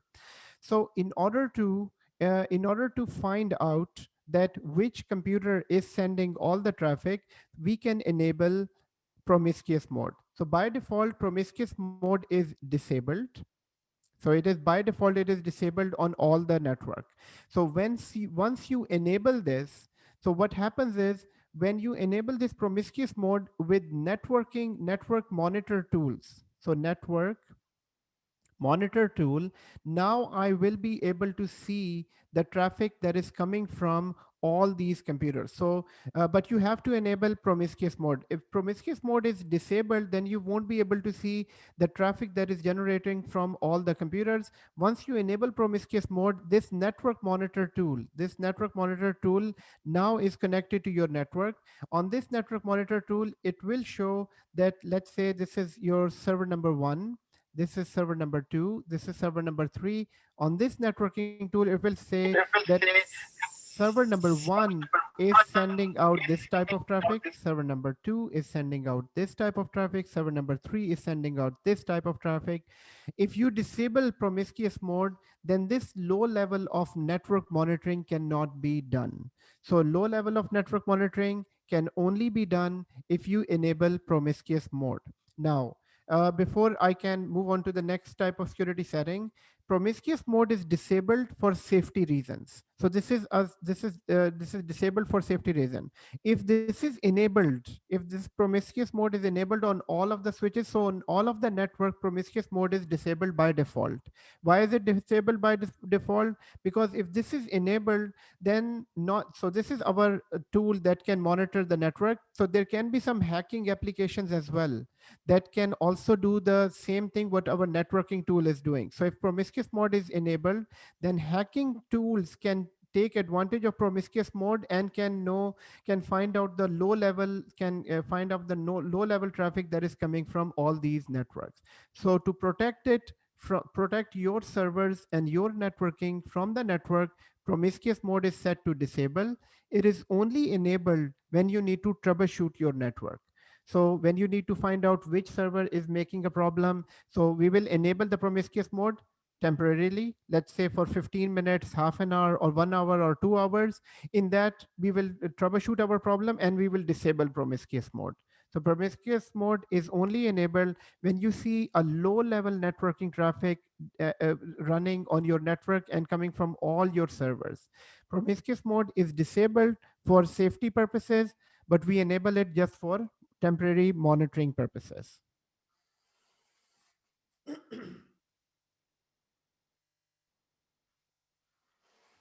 Okay, guys. So promiscuous mode is only enabled for traffic purposes, and it is not enabled for the normal network monitoring. Because if you enable promiscuous mode and leave it on in your network, then hacking applications can gather a lot of very important information that is traveling on the network. So for that reason, if we can go here, if we can go to our server, promiscuous mode is set to reject. So it is set to reject. I mean, it's saying that it is based on the vSwitch setting. On the vSwitch, this mode is rejected. So this mode is not working. So promiscuous mode is only enabled temporarily so that we can troubleshoot our network. Once it is done, then we can disable this. Okay, so that is what promiscuous mode is. And before I can move on, discussing MAC address changes and force transmit, we'll go for a quick 10 minutes break. And right after the break, we will continue. Thank you, Danvay. Okay, excellent, guys. Thank you.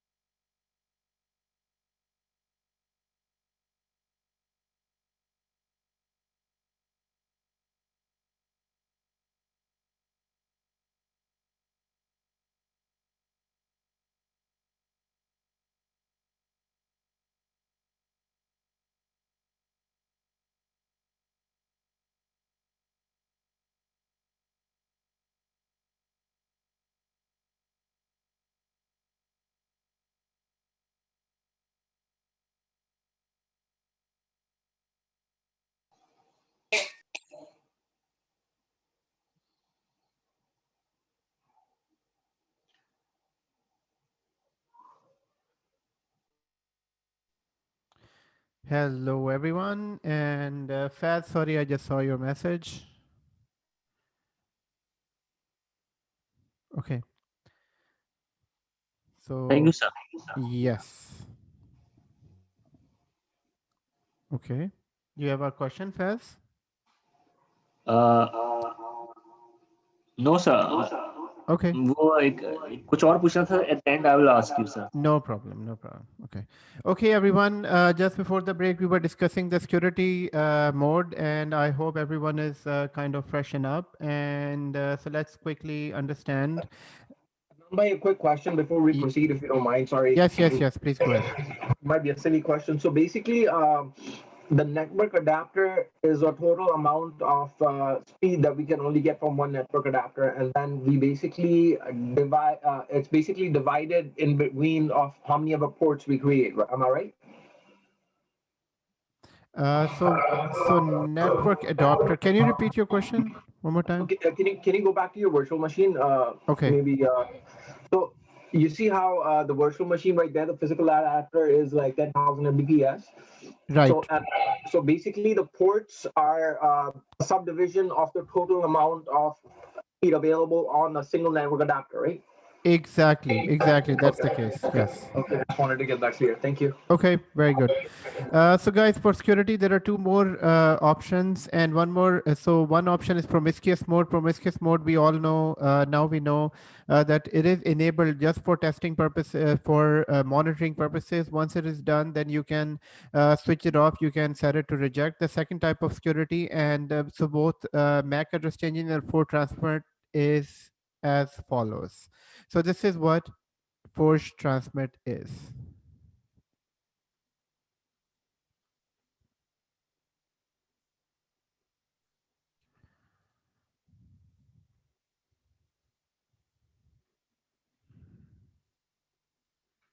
So guys, so second two settings are number one, so MAC address changes.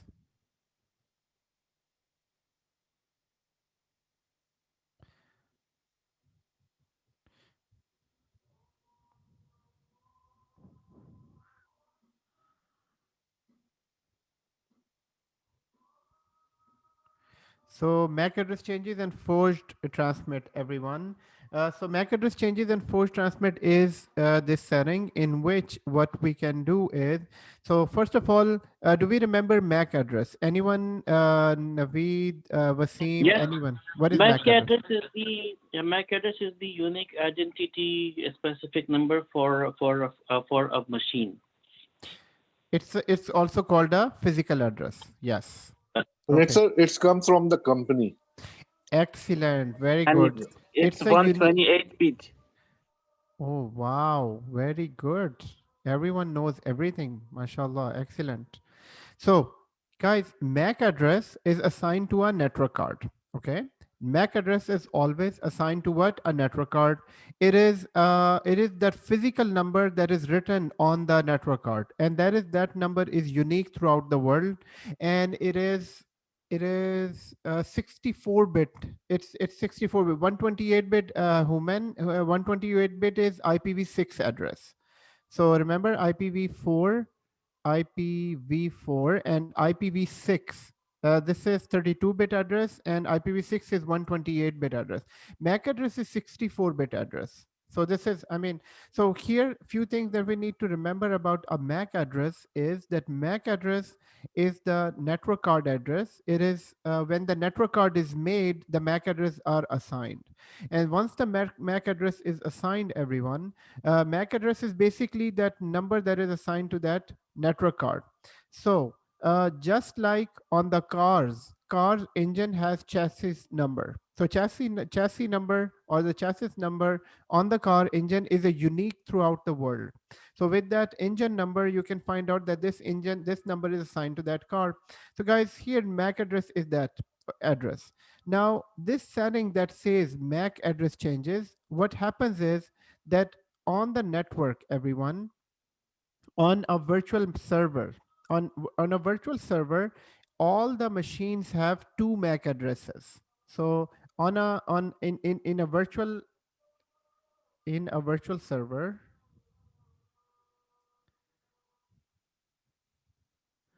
So just a second, guys, here.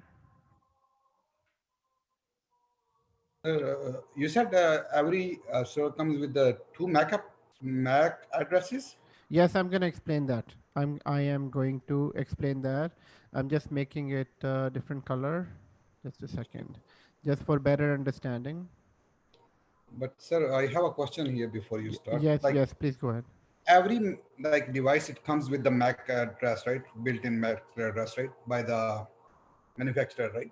Yes, all of the NIC cards, all of the network card has a unique MAC address that is made by the company. All the networks are all the devices, sir. All the network cards. Okay, so why am I keep on saying network card, network card, network card? Guys, because the MAC address is assigned to a network card. Now, network card is in the devices. Okay, so when I say that there is a unique MAC address on your smartphone, all the smartphones have a network card inside. It's a very small network card with which you are connected to Wi-Fi. That Wi-Fi network card has a MAC address. Okay, just like your computer, your laptops have a network card inside. That network card has a MAC address. And if you have a smartwatch also connects to Wi-Fi, and that smartwatch has that network interface card that has a MAC address. So MAC address is always will be for the for the network interface card whichever device it is connected to. So this is why I'm saying that this is a MAC address is always assigned to a network card. Okay, and then okay, so Human just clarified so what I said a few minutes back, that it's a 64-bit address. It is actually a 48-bit address. So MAC address is a 48-bit address. But guys, this is not important to remember. When MAC address is a physical address. But thank you, Human, for clarification. So MAC address is a 48-bit address. It is assigned to a network card, and network it is unique throughout the world. So this is what we all understand. Now what we are trying to understand is what is this security setting, guys. This security setting is, so first of all, when we create a virtual machine, everyone, when we create a virtual machine, this virtual machine has two MAC addresses. So one MAC address that is assigned to the virtual machine at the time of creation. So at the time of, so first time when I create this virtual machine, just like in the morning, I'm saying, so at the start of this lecture, we created 4 virtual machines. So when you create a new virtual machine, everyone, that virtual machine is basically has a MAC address to start with. So it creates a MAC address for that virtual machine. So this is MAC address number 1. And when you install the operating system, guys, when you install an operating system, it creates the second MAC address. So there are 2 MAC addresses created for each virtual machine that is created in a virtual environment. So one MAC address is created when the first time when the machine when you create a virtual machine, and second MAC address is created when you install the operating system. Okay, so in a virtual environment, but in the physical environment, all the devices have only one MAC address. So if this is a physical server has one MAC address, or it depends on how many network cards are there. So on that server, let's say there are 4 network cards, so there will be 4 MAC addresses here. But guys, what we need to understand here is, so a virtual machine, when it is created, it has 2 MAC addresses. One MAC address that is assigned to the virtual machine, which is right here. So let's look at that virtual machine. So I'm going to go to my virtual environment, and within the virtual environment, we can go to one of the virtual machines, and within the virtual machine, I'll right click on this virtual machine and go to edit settings. And once you are in the settings, in the network adapter settings, you should be able to find the MAC address of that network adapter. So it is right here. So if I go to networking, and here, this is basically the MAC address. So MAC address is automatically assigned here, which is, you cannot see it, but it is assigned to a MAC address. If we go to the file, we will be able to see that. I think it will be much better if we can see the MAC address that I can show you on our virtual machines.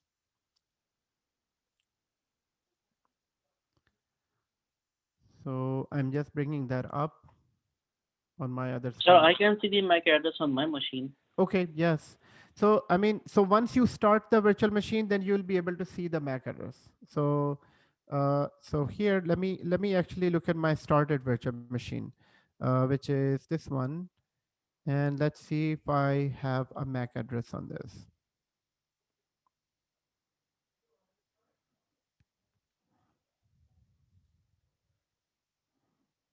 Yes, so there is a MAC address on this. If the machine is started, then you will be able to see the MAC address. If the machine is not started, then you won't be able to see the MAC address. Okay. So guys, here let's stick to the basics. What we are trying to understand, when we create a virtual machine, it has two MAC addresses.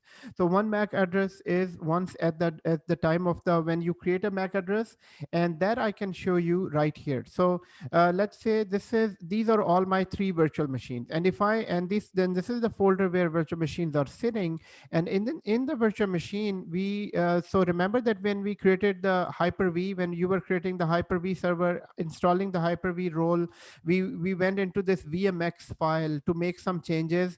Guys, if I go to this VMX file of the virtual machine, because virtual machine is basically made up of all these files, within the file I can just go to I can edit the file, and within the file, it should show me.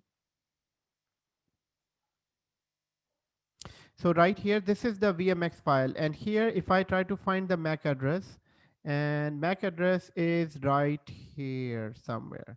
This is not the MAC address. This is Ethernet generate address. So there is this MAC address. So this is the MAC address or physical address of this virtual machine, which is this. So I'm going to copy this right here. So I am going to copy this on my whiteboard.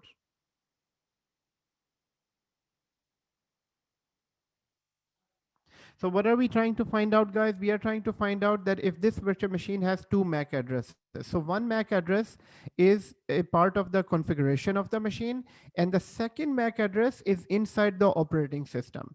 So inside the operating system, if I go inside, so going back to our virtual environment, so I was looking at the MAC address of which machine. So I need to see. So I'm looking at 360 Cloud Serve 01, which is okay. So which is not this server. I need the MAC address of the machine that I'm working on. So this server is 360 Cloud Win Server 01. And if I go into this server and go to VMX file, which is the configuration file, and open this with Notepad. And within the Notepad, and if I look for the MAC address here, so what I wanted to show you that same MAC address will be found inside the server. So this MAC address is right here. So I copied the MAC address, which is this MAC address, and I'm copying it on the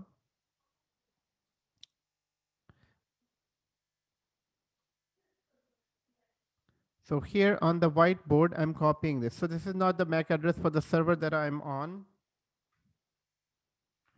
So this is the MAC address of the server that I'm on. It is ending with C4C9. Guys, I mean, you don't have to do this exercise because I'm just trying to explain you that there are two MAC addresses. You don't have to troubleshoot that in the real environment as well. But in order to understand this concept, I need to show you that there are two MAC addresses to the VM.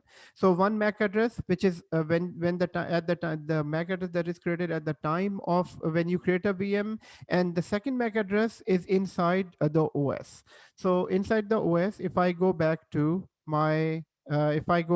here, since I'm on this server, I'm gonna just minimize everything. So this is the server, and on this server, if I go to command prompt and try to find the MAC address here. So I would say ipconfig/all, and if I go to this server, and on this server, the MAC address is right here somewhere. So this is Ethernet adapter, and the physical address is this one. So this is the MAC address that is on the same server. So I'm going to copy this and then put it in our.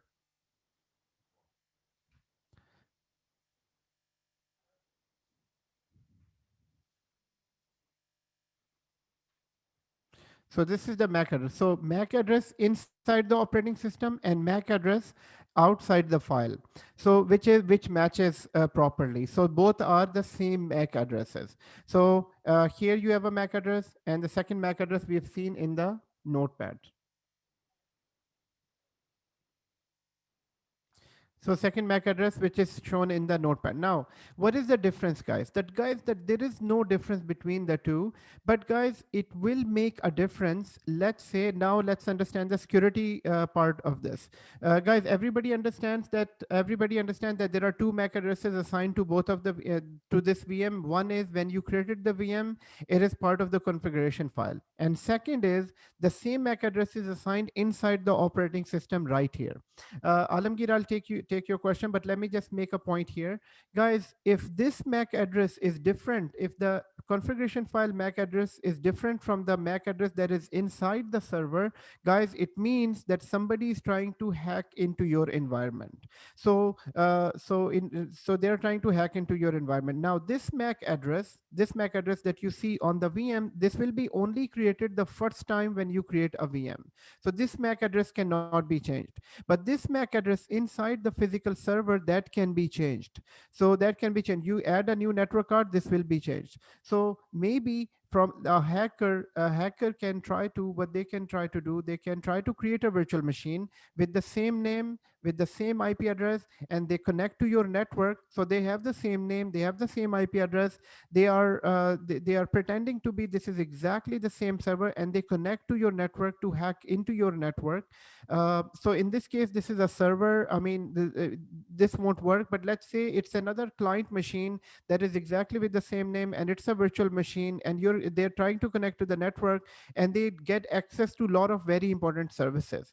But guys, the important thing here to understand, if you have MAC address changing security setting enabled in your network, what that does, that will always match this outside MAC address with the inside MAC address. So this setting that we see right here, this setting that we just see right here, this setting, I mean, the setting name is MAC address changing. I'm going to go back to that setting, but the important point here is MAC address changing. Once you enable that setting in your network, that setting will make sure that the outside MAC address is exactly the same as inside MAC address. But so now your question might be, in which case you have these two addresses different? Guys, this can be different. Let's say a hacker creates exactly the same machine from outside.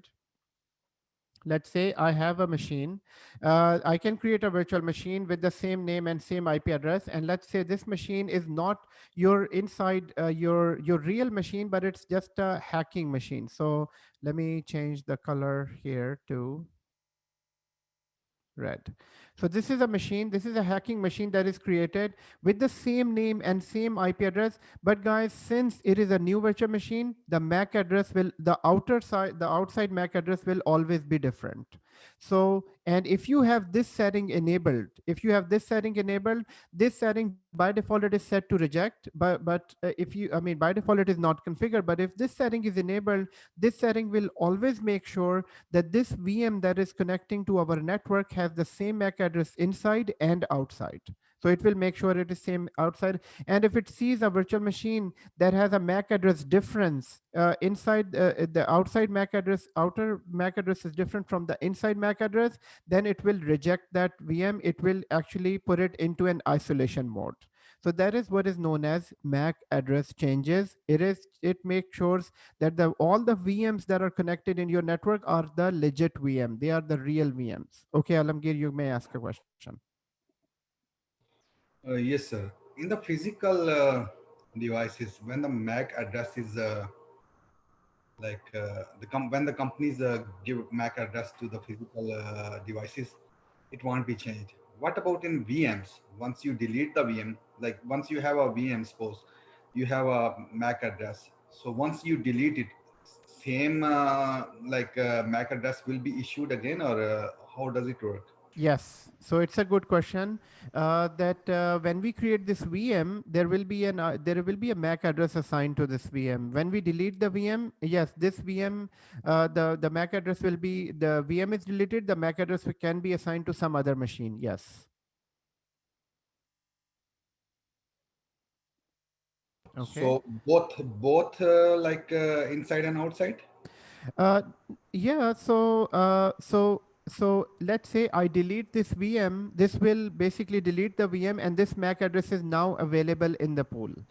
So now, as soon as you create a new VM, this MAC address will be assigned to a newer VM.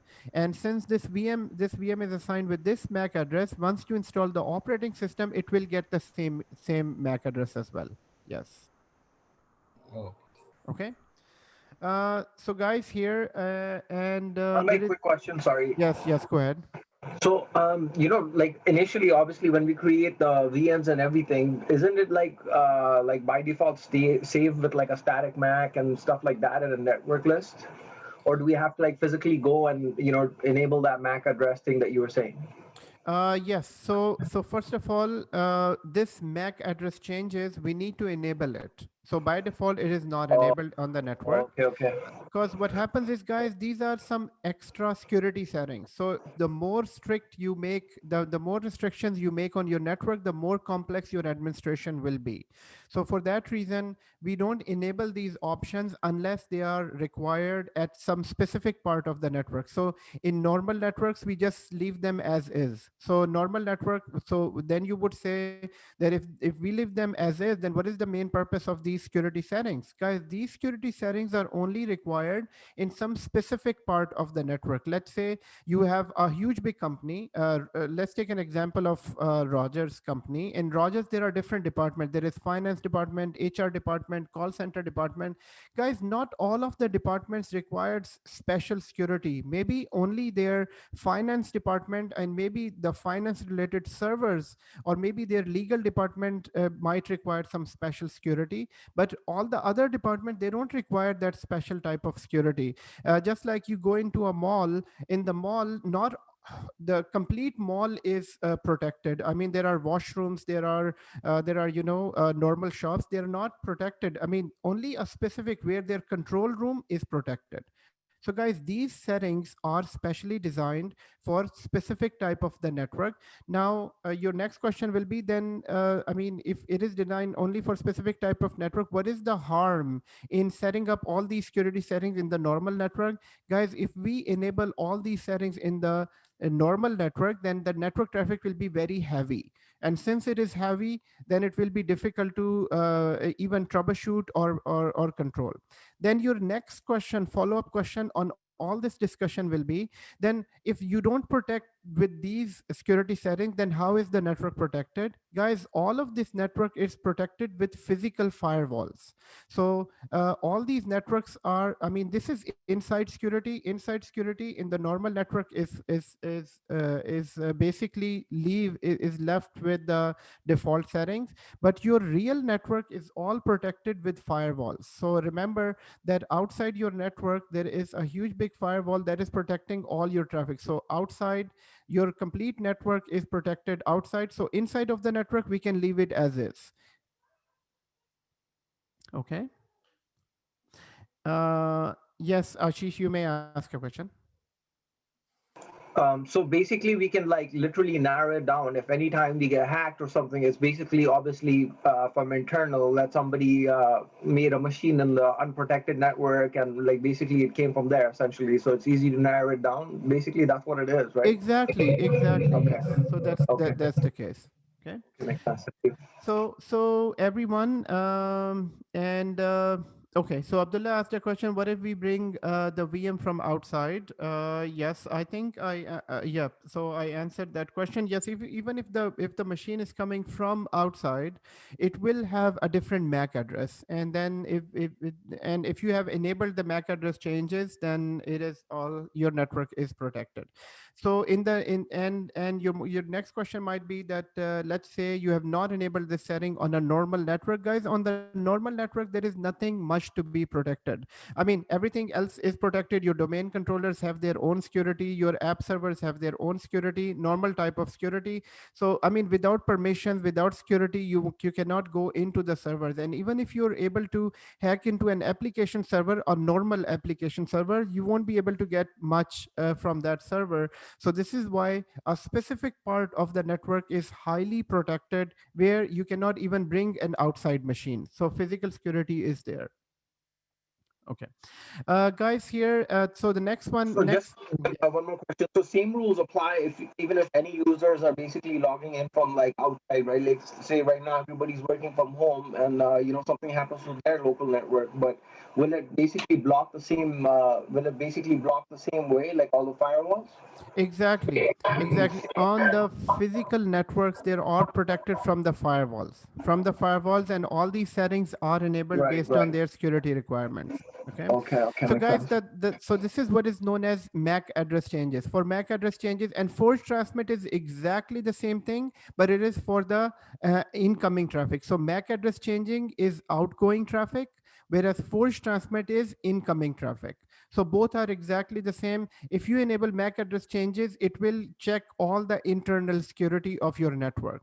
And if you enable force transmit, this will check all the traffic that is coming from outside. But again, the concept is exactly the same. If the VM, if there is another computer coming from connecting from outside of your internet, and they're trying to connect to your most important server, maybe this server is having your banking information, and if this machine is trying to connect, force transmit will check that if this MAC address is known or not known. If it is a known MAC address, then it will let it connect and connect to your environment. If this is not known, then it will be rejected. So force transmit and MAC address are exactly the same concepts. We just need to remember that when each virtual machine that is created, so physical servers have only one MAC address. There is no problem with physical servers. But this special setting is for the virtual environment, because virtual machines have two types of settings, and that can be changed from either within the settings, and also they can be changed from this file as well. So if anyone has access to the configuration file, they can even change this address. But guys, remember that in order to change this file, you have to be a VMware admin. You have to be an admin of the virtual environment so that you can have access to this file. So, I mean, if you change this file, then even you can get across get over the MAC address. You can, I mean, MAC address won't be able to detect anything on the VM. But guys, then again, the first rule of security is no security without physical security. So you have to protect your environment physically so that you don't have any problems internal to your network, and then you can set up these securities. So if somebody has a physical access to your environment and they are inside the network already, then basically they can easily get over all these security settings as well. Alamgir, do you have a question? And Ashish, you both have blue hands up. So if you have questions, just let me know.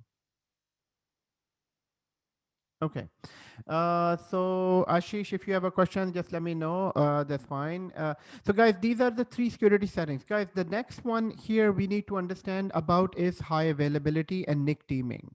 So what is NIC teaming and high availability of the NIC teaming? So guys, there are few settings that you can remember. There are few settings that we can remember about NIC teaming. So what is NIC teaming? It is right here. So NIC teaming, we can do NIC teaming, and I think we discussed that concept on the servers as well a long time back. But let's understand, guys, NIC teaming is a concept in which we can have multiple network cards on the same ESXi host. So on the same ESXi host, let's say to start with, when we create a first ESXi host, it has only one network card, guys, right?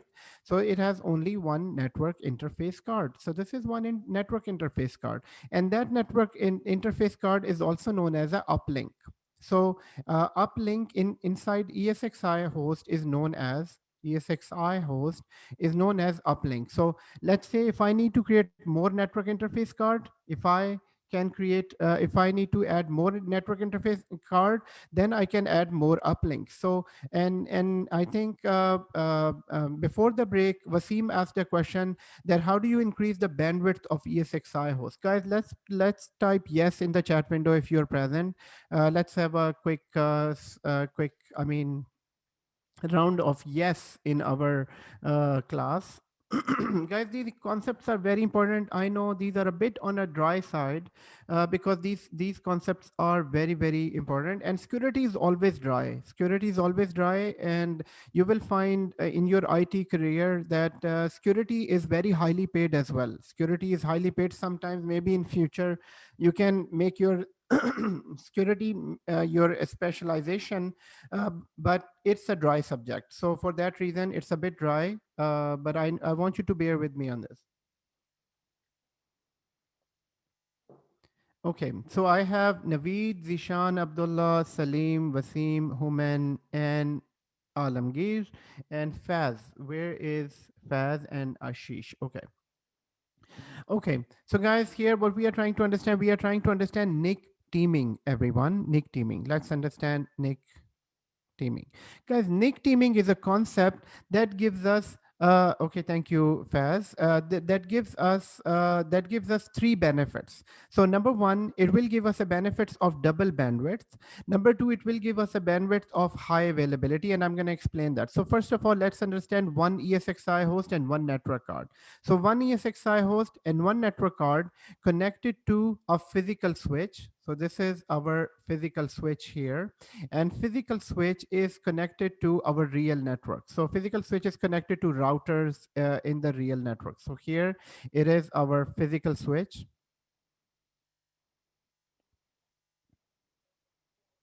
This is a physical switch. This is a network card. So once you install, okay, Faz, do you have a question before you move further? Okay. So Yes, sir. I have a question, sir. Yes, please go ahead. So whatever you have taught about security, MAC address, and all those things, sir, do we have to remember it by heart, sir? Because it was so something like promiscuous and everything which you have told us, sir. Is it? You can review my videos, these concepts, and you should be reviewing the videos and notes. And if you can understand this diagram, that is what you need to remember. That's it.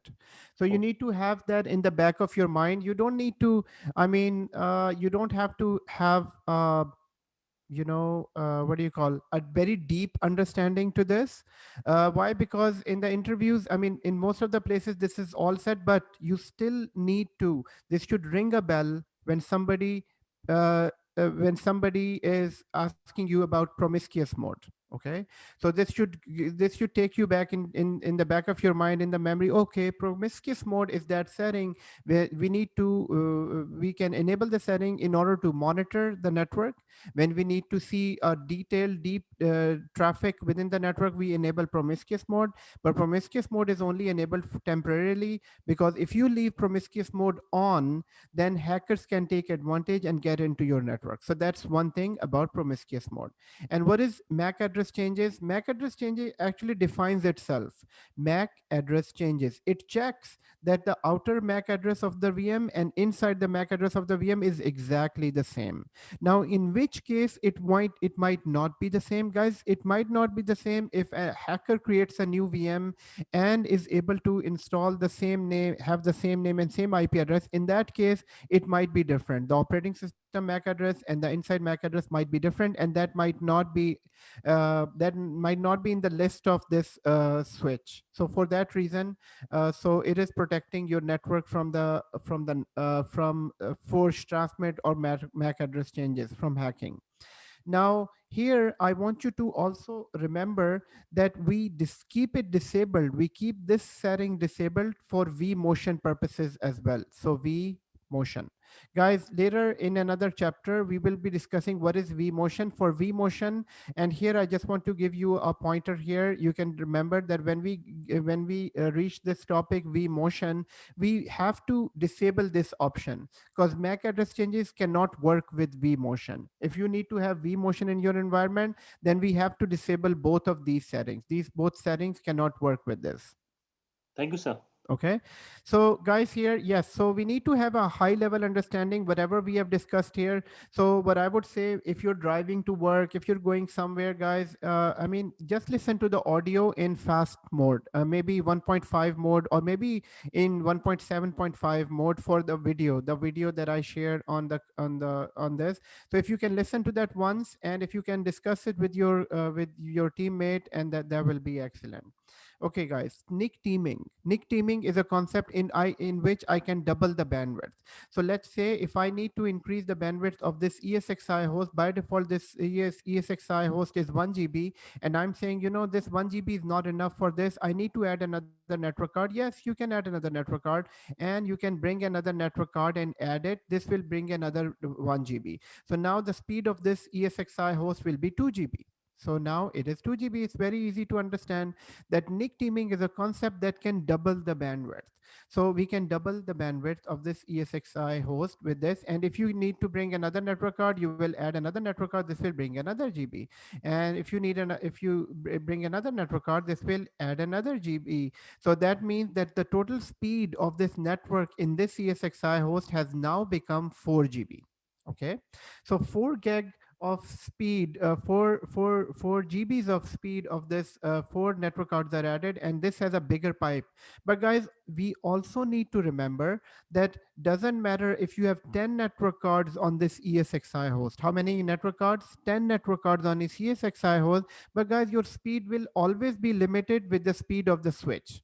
So the maximum speed of the switch is only 1 GB. So it doesn't matter that if you keep on adding cards to this, you can make it more stronger, but your overall network is 1 GB. So this complete network is 1 GB. Your most of the companies have 1 GB network. The companies are moving towards 10 GB network. Guys, companies are moving towards 10 GB network, but remember, then in order to make the network 10 GB, they need to upgrade these switches. They need to bring new routers, new switches, then everything will be 10 GB. Then you will be able to take advantage of this. But guys, 1 GB is quite, I mean, it's quite fast even nowadays. So 1 GB is fine. Before 1 GB, we used to work with 10 MB cards. So before there used to be 10 MB card, now they are, or 100 MB cards. So from 100 MB, we just moved to, before it was 100 MB card, we just moved to 1 GB cards, and all the network is 1 GB. I think it will take maybe another 5, 6, or 10 years before we can move on to 10 GB in the real network. So real network will go there. Okay. So now let's understand the example of nick teaming. Guys, nick teaming. What is teaming? A group of similar devices. So it is teaming of network. So when you have multiple network cards on ESXi host, we can team them together. I can team them. So I team them together. Now the total speed of this network, this is 4 GB. Now in nick teaming, there is an also concept of failover. So I can say that since I have 4 network cards, I can say these two are failover network cards. So these 2 cards are failover network card, meaning these 2 cards will only work when these cards are down. So I can set these cards as primary card and these cards as secondary cards. So meaning that in that case, this situation is known as failover setting. This is known as failover setting. So failover setting is the second type of setting. If you have 2 network cards, you can make it one primary and the other one as failover. Then there is third type of setting that is known as standby setting. Standby setting. Standby setting is basically something like failover, but failover basically automatically works. If these 2 cards are down, then these 2 cards will automatically take over. But guys, standby is a setting in which this card is sitting standby. This card is not doing anything. You can always make it active manually. So if, let's say, if all 4 of the cards are down, all of 4 of the networking is down, and you ever need to use a fifth card, you don't have to wait for the vendor to provide another card and then install the card and then you wait for that. You already have a card standing by in the physically standing by, but it's not connected. All you need to do is go into the server and connect it to the network. So standby is exactly like failover. Standby is exactly like failover. In failover, they automatically are activated. In standby, we need to activate it. Manually. So guys, with now nick teaming, there are 3 different options that we learn. Number 1, double bandwidth. Double bandwidth. You can get a double speed. With that. So number 1, the more you add, you will get more and more speed with that. And secondly is failover configuration. you can do a failover configuration with multiple network cards. And number three is standby settings. In standby, you still, so the advantage is, I mean, the downside is that you still have to go and activate the card, but the advantage is you don't have to wait for the vendor to provide you the card, and you don't have to wait. The card is still sitting there. You can just activate it anytime. Yes, Alamgir, go ahead. Question. Yes, sir. Like as you said, if there are four NIC cards there, uh, but if all of them are down, there's a standby card. So suppose four cards are Failover setting, and one card is standby. yes. So maybe four are working a lot. Like they are working different applications. They are completing the need of the Fifth network ESXi. card, yes. Yeah, but standby is only single card. How it will cope with that all whatever the system requirement is, will that Excellent. cope? Very good question. It's a very good question, guys. And I think everybody understands the question. I'll just rephrase the question. Guys, the question is, your current capacity is 4 network cards, and 4 network cards are busy all the time. They're 100% used. And if 4 of the network cards are down, then how can one network card can fulfill the capacity? So to answer this, Alamgir, first of all, it will be very rare that all 4 network cards are down. Okay, number one. I mean, let's in real environment, 2 of the cards will be connected to one switch, and 2 of the cards will be connected to another switch. So if this switch is down, 2 network cards are down. But then there are the other switches available. But if both switches are down, then it means that it's a huge big problem. It is more than the problem of ESXi host. It is something happening outside the physical network. So that needs to be fixed. Then this will be fixed. But let's think for a second. It's that rare situation where the complete for all the 4 network cards are down. Then what would you do? So guys, this fifth network card is just like a spare tire in the car. So it is just a tire. It is just a network card that you can activate and connect to the server and see what is wrong with the environment. Right. So this might not be able to fulfill the complete capacity, but this network card will still let you connect to the ESXi host, and you will try to see and find out what is wrong with the other network cards, and you can try to fix it. So this is just like a spare tire. It might not be able to give you the full capacity, but it will give you the connection to the server. Okay, but guys, Alamgir, also we need to understand that this standby is not only one network card. If your server has the capacity, you can have 4 network cards sitting here in the standby. So this can be any number of, I mean, I just put it one as a standby, but you can have, if you have a capacity of 10 network cards, you can put 5 as primary and 5 as standby. So it is all up to you. So basically, it's a standby is a backup of the for the NIC cards, right? Yes, it is a backup of the NIC card, but it's not automatic. You need to manually activate it.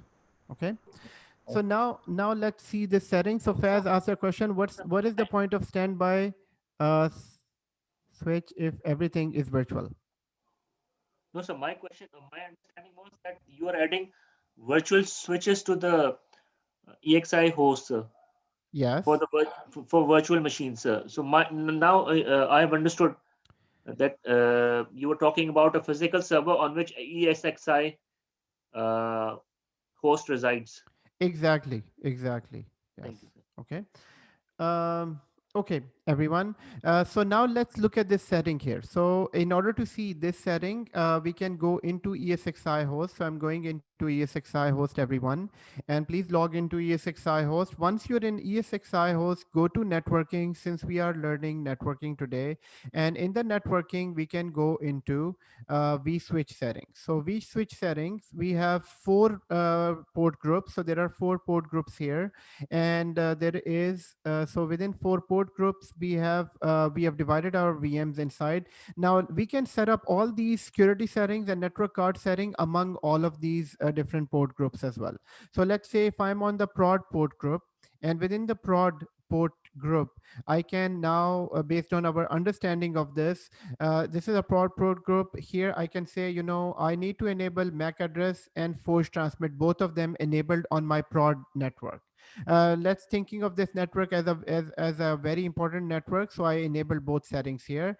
In NIC teaming, what we can do is, here I have this load balancing option here as well. So here we can load balance them based on the IP hash. There is MAC address changes. There is explicit failover order.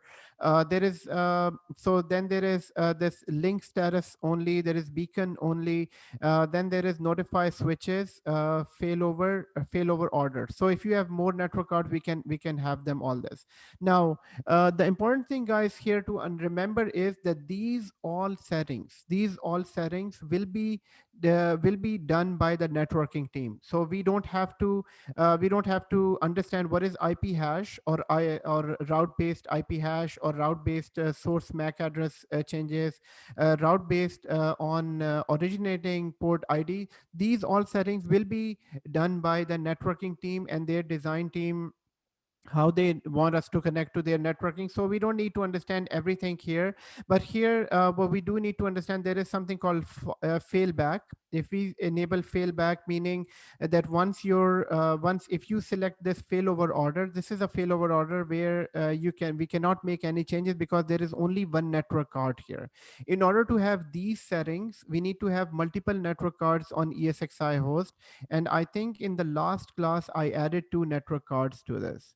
So there is only one network card. So in order to see the setting, what I'm going to do is I'm going to go into the settings, and you can go to your setting as well. Guys, add 3 network cards to your ESXi host. So for ESXi host, just add 3 network cards to ESXi host.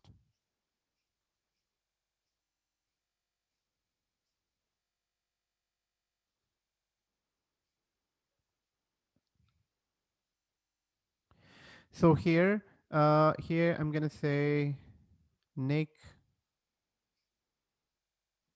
teaming lab, and in NIC teaming lab, just add 3 network cards to this ESXi host. So go into the ESXi host setting, and we all know where to go, how to go to the settings here. I'm going to network card and add a new network card here. So, and just make sure it is NAT. You don't need to make any changes there. Oh, I still had to add 2 more network cards. Okay, hold on. So I'm gonna add 1 more network card. So these network cards, always remember, these will be known as uplinks. So if somebody says, what is an uplink on ESXi host? Uplink on an ESXi host is just a network card. So here I'm going to go to network adapter and network card. So here 4 network cards added. Now I'm going to save that configuration. Most probably I will have to restart my ESXi host.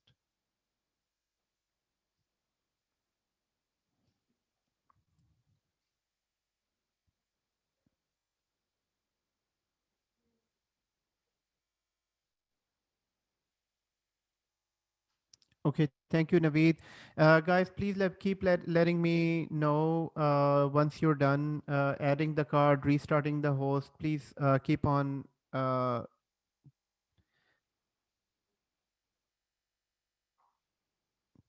posting your lab work here as well. Yes.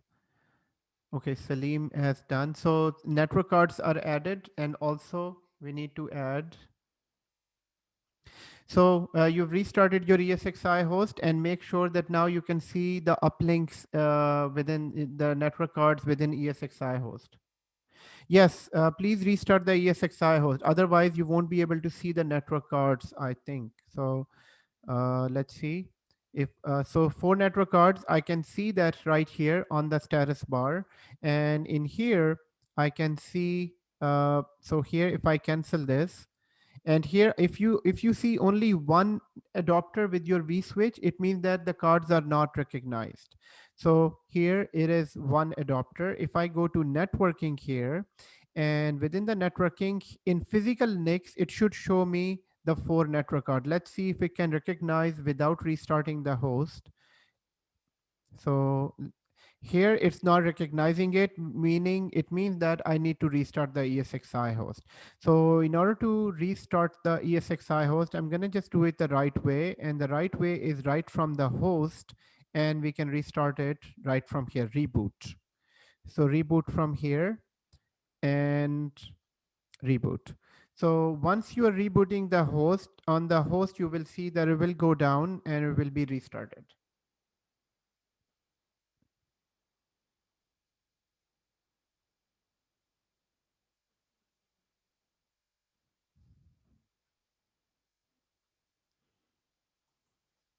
Okay, it's not going down. Why?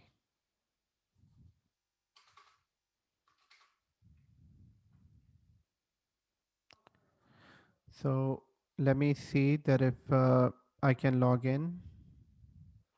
Okay, I'm not able to log in. And this host is restarting, yes. So it is automatically restarting. Not automatically, because we sent a command out. Okay, so what are we doing in here? Guys, in here, Nick Teaming Lab,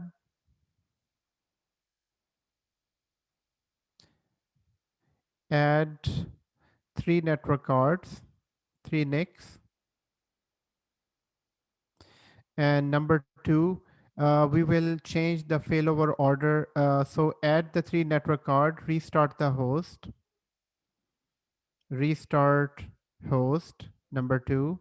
And number 3 is add uplinks. So we need to add them as uplinks to the switch. Add uplink to switch. And number 4 is change the failover order. Change the failover order. So change the failover order. So change the failover order. Here we have add 3 NICs, restart host, add uplinks to switch, and change the failover order. So let me see that if the server is back. So server is starting up. Once the server is back, guys, you can go to the networking and add them as uplinks. So first of all, make sure that they are in the physical NICs. Once you see them in the physical NICs, then you can go to this vSwitch. Then you can go to vSwitch, and then within vSwitch, we can create within vSwitch, you can create, you can add them as uplink.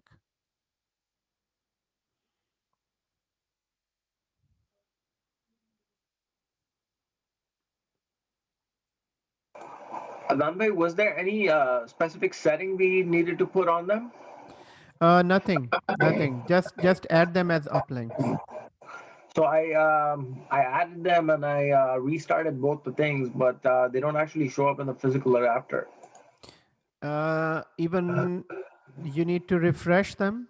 Even refreshing is not Yeah, helping. yeah. No, I like literally relogged in and like restarted the. Oh, okay. Yeah, you need to go into ESXi host and enable the NIC card. So on this console, DCUI, go to DCUI Right. and go to network management, and there you can enable physical cards. Okay. Makes sense. So right here, I'm gonna go into F2 with the password.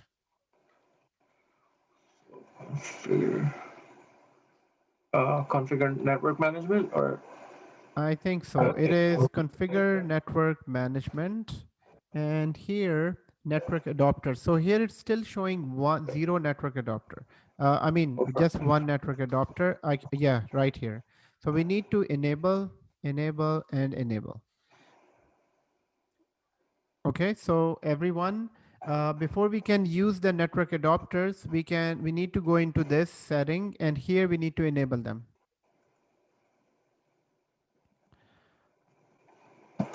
perfect. Okay, I got it. so can you back this? Yeah. Uh, So which so option did you click right. to come to Okay. this page, sir? Yeah, adapter. network adapter. Just click on network adapter and just go on to each one of them and press spacebar. Thank you. Okay. So So once then I reboot the thing or just refresh it? I think this is just maybe it will restart the networking. So here it's saying restart. It will just restart the management network. It won't restart the. It won't restart the complete server, I guess. Yeah, it's not restarting the server. It's just restarting the management network. So now I should be able to connect to the ESXi host.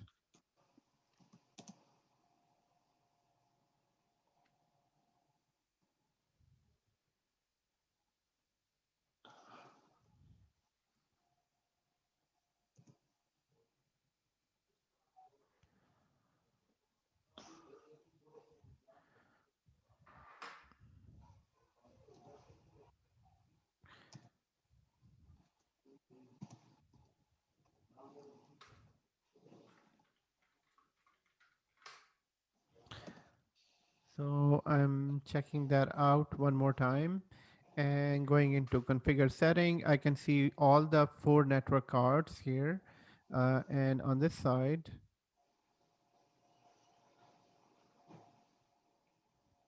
Sir, close all the browser and restart again. okay, sure.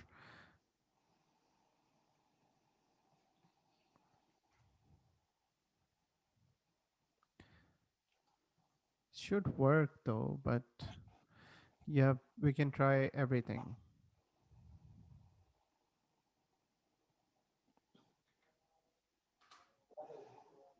So if you're already connected, I'm trying to connect here.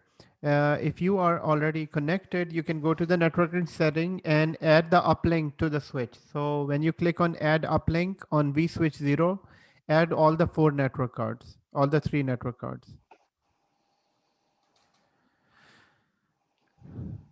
Okay, so ESXi server has just started, sir. okay. It's taking time. Now I'm just checking that why is it not able to connect to my connect. It's 192.168.10.50 and the IP address is set. And why am I not able to connect to this? So sometimes. Same thing happened to me right now. Okay, so let's quickly troubleshoot this. So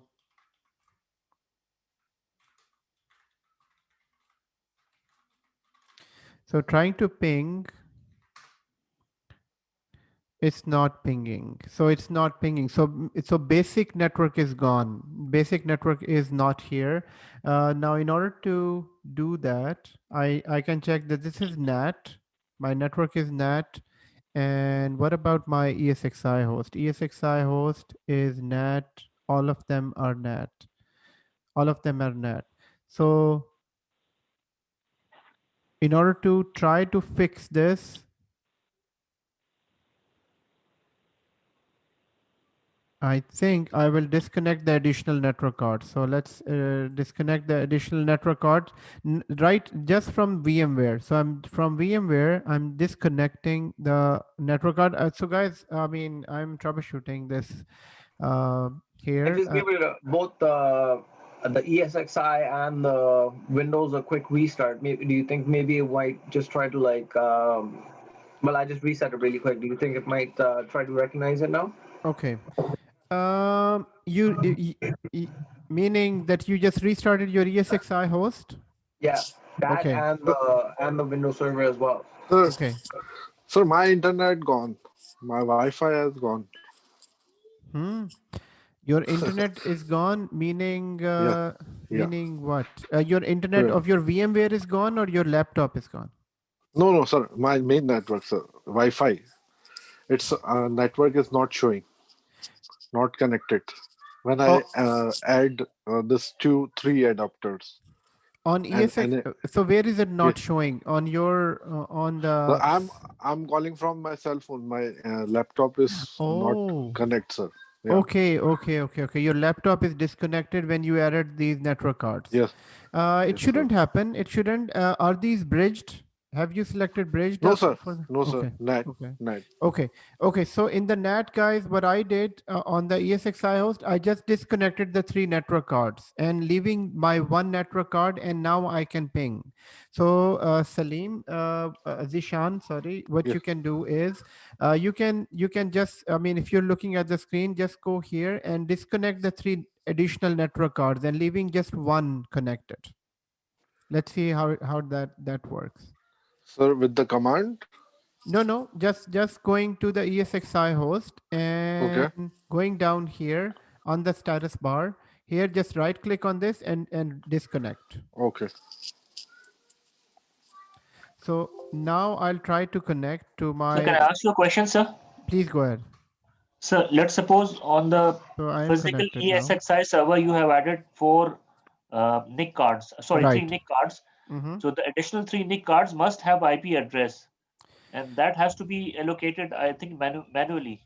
So isn't it like having a conflict? Because without having an IP address, you understand my Yes, question, sir? yes, I do understand your question.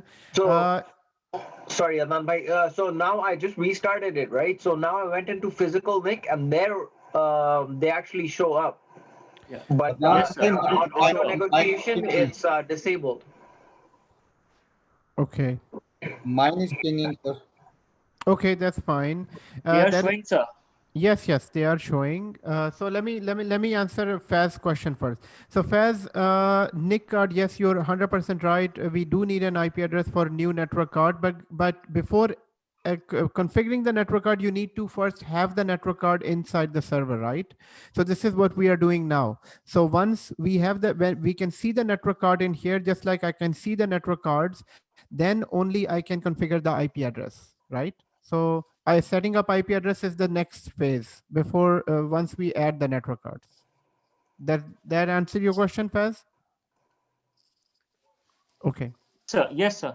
Okay, and Ashish, you're saying that when you restarted the ESXi host, you can now see all of the network cards here, right? Yes, but they're all disabled. Okay. Okay, so they are all disabled. They're all disabled. Just make sure. So here, if you're looking at my screen, I have. Yeah. So, so guys, it will be different in all our situations. I mean, we can see that. Alamgir, how's your situation? Can you see all of the cards, and how does it look like? No, sir. I cannot see the cards, but I don't know. It's pinging though. It's pinging. Okay, but so if you're in physical NIC here, what do you see in the physical NIC? Give me one second. Naveed, how's your network?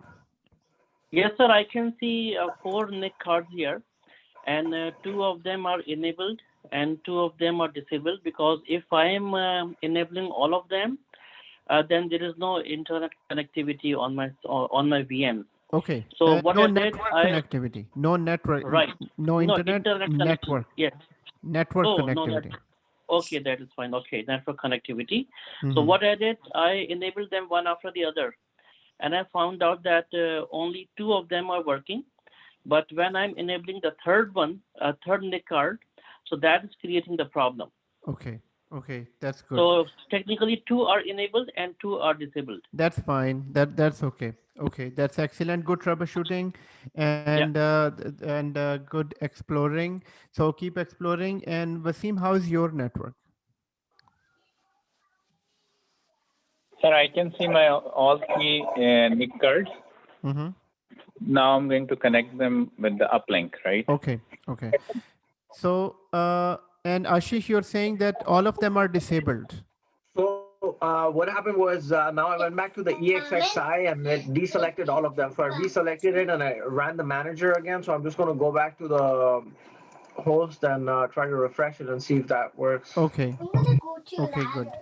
So guys, here, I mean, the normal way of adding the network card is exactly the same what I showed you, which is like going into the setting and we add a network card. So this is exactly how we do in the real environment as well. The only difference is that in the real environment, you have to get a network card, and the guy from the from IBM Or She's so cute, so huh?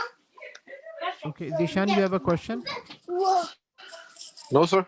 Okay, so we are, yes, okay, thank you. So guys, here in the real environment, we just need to ask the vendor to provide the network card. They will come with a new network card. They will install the network card, and then they will let us know, we have installed the network card and now you can enable it.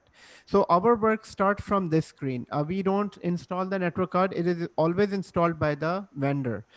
So that is one thing. So once the network card is installed, all you need to do is to go into this setting here, and within this management setting, you need to go exactly here and enable how much network cards do you need to enable. So you can enable all of the network cards. You can enable one of the network card. Here it's saying that disconnected. If you're looking at this, because I disabled them right here from outside. So so basically, all we need to do, connect the network cards, then go into the adapter, enable the network card, and then connect here. Now, one by one, I am going to enable the network card from outside. So from ESXi host, I will right click on this and connect one of the network cards and see how it works. So one network card is enabled. And in here, I will refresh this. So from here, I will change to virtual machine and go back to networking. And so I can see the second network card is enabled now. And third one, I'm enabling the third one, and here just change to storage. Okay.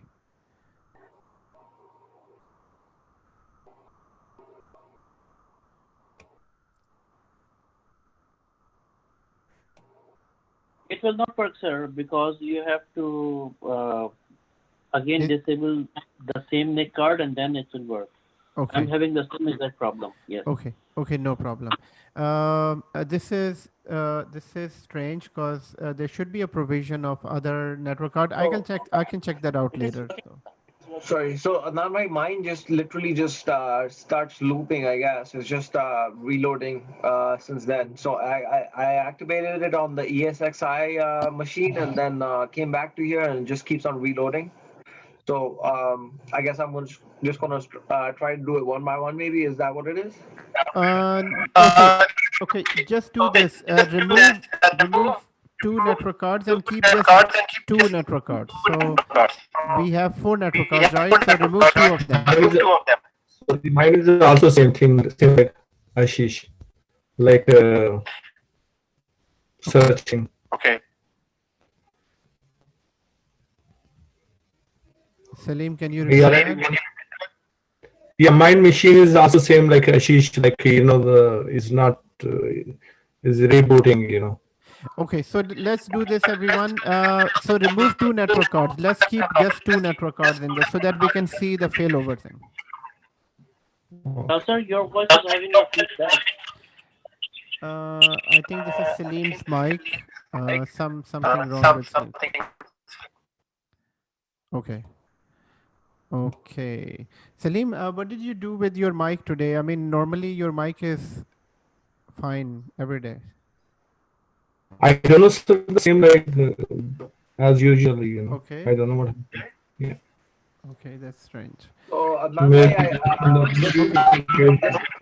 pretty much the same thing. It still shows up as disabled. Not even the initial, like the simple network card shows enabled. That's fine. That's fine. No problem. No problem, everyone. No problem. Let's try to fix it. Okay. So what we will do is, I think they have some new security features here. Maybe because of the security features, it's not enabling. Normally, we have 8 to 10 network cards in physical server, so they should all work fine. And in here, it should work fine as well. It's working with me, sir. Yeah, so it should work. It should work. I've shared the captured screen on the web WhatsApp, sir.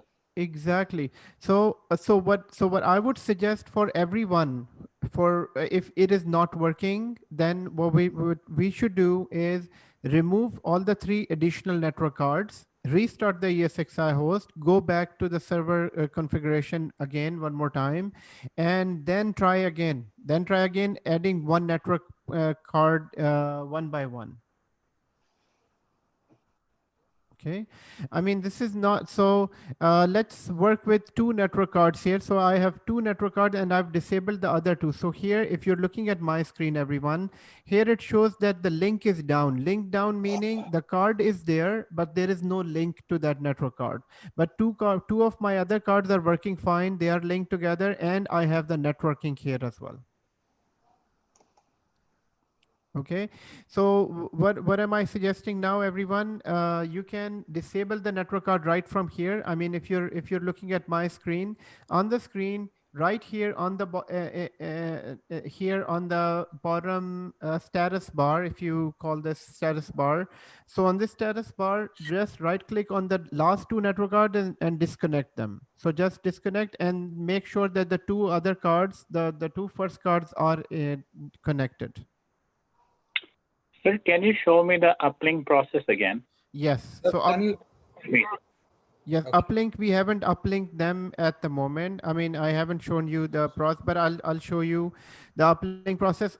By the uplink process, what do you mean, Wasim? That how to add the network card right from the start? No, sir. I mean, there is an option to uplink, use the uplink port, right, yes. for all the Just- switches that you added. Okay, Wasim I'll bhai, show just that. click and you will see the option on the left. Right. So first of all, before going to uplink, I just want to make sure that everyone's screen looks like this. So we have 4 network cards. 2 of them are linked down and 2 of them are connected. So just 2 of them are connected. Once this physical NIC screen shows, and how do you come to the screen? All you need to do, add 4 network cards here, and then log into the management console. Within the management console, just enable all the 4 network cards. Number 3 is disable the 2 network cards from the status bar. So this is one. And in order to add them as an uplink, you can go to the switch. Within the switch, here it shows the 2 network cards here. Actually, they are enabled now. So these are the 2 uplinks that are already here. So the 2 uplinks are automatically there. I don't have to add the uplink here. So not even one of them actually shows up as enabled now. So in your case, okay. So now Ashish, let me see your screen first. So let's look at your screen.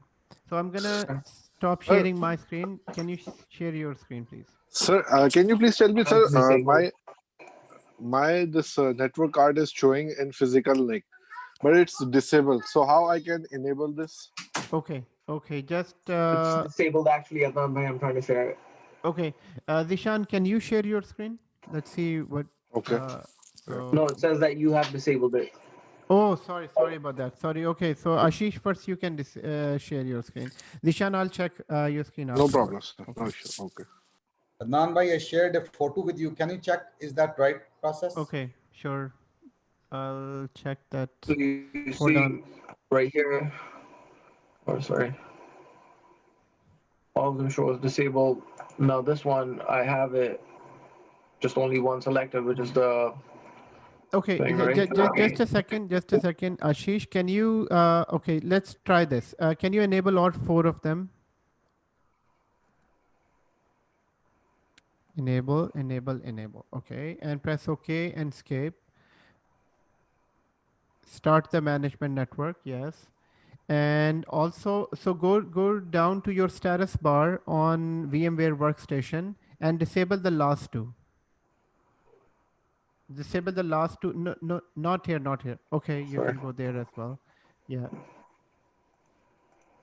So disconnect. Yes. Okay, that's good. So now we have just 2 enabled. Okay, so this is done. And now go back to your ESXi Windows server where the console is and just change to virtual machine. Yeah, refresh. You can just refresh this. Okay, so that looks fine now. And okay, don't look at the disabled. This is auto negotiate. This is something else. But your network cards are working fine. Okay. I see what you mean. So, That's what it was. Okay. So physically, they have to be disabled from the ESXi. Yeah, just physically we have disabled them, but all 4 of them should be enabled. All 4 of them should be enabled, but for that, I mean, 2 of them are working fine. I'll leave that to you.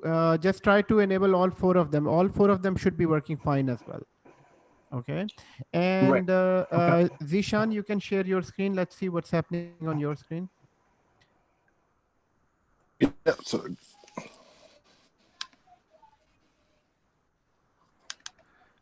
Okay. yes, sir. Okay. Alamgir, I'm looking at the picture that you sent. Yeah, this is fine. All 4 of your network cards are working fine. Guys, this is exactly how it should be. I mean, that should be perfectly working fine. I mean, this is very simple steps, but sometimes due to VMware networking, this is sometimes we do get these glitches. And Zishan, your screen is perfectly looking fine. Your all 3 network cards are connected or uplinked to the switch. So do you have a question about this? Here it's sir, because here it's Okay, okay. So guys, this disable that you're looking at the screen, this is auto negotiate disable. I mean, this is one of the networking setting, but it has nothing to do with the network card overall functioning. So don't, I mean, I know that this disabled seems confusing. That disable, it doesn't, as long as you can see them green. So if you can see them green here, green color, it means that all 3 network cards are working fine. Okay, very good. Right, sir. What about the 4th network card? You added 3 network card or 4 network cards?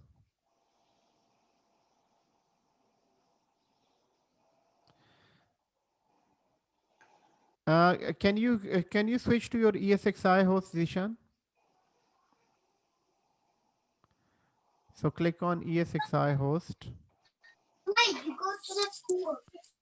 So on your ESXi host, click on ESXi host. Okay. Okay, anyone else? So I can see Faz shared a picture. All 4 network cards are working. That's fine. And we have Naveed. All 2 of the network cards are working. 2 are not working. So all should be working. I mean, there shouldn't be an issue. I can check that out from my side as well. But here, what we need at least 2 network cards to see the failover. To see the failover of the network cards, everyone. So Sorry, Adnan bhai. So this is what actually basically was happening before too. It just basically keeps going on this thing. Like as soon as I refresh it. yes, so this is because that it is somehow it has lost connection between this console and ESXi host. Okay, So I just so put which one on, right? yeah, so just disable the last one. Just disable the last one. And this will be okay. So there is something wrong. I mean, there is some setting or something that needs to be there. I mean, without even setting, this all should be working fine. It's working fine for Alamgir. It's working fine for Zishan as well. But for even me, I'm not able to enable. But for now, to test the failover connectivity, we just need 2 network cards at the moment. Sounds good. Sounds good. Okay, very good.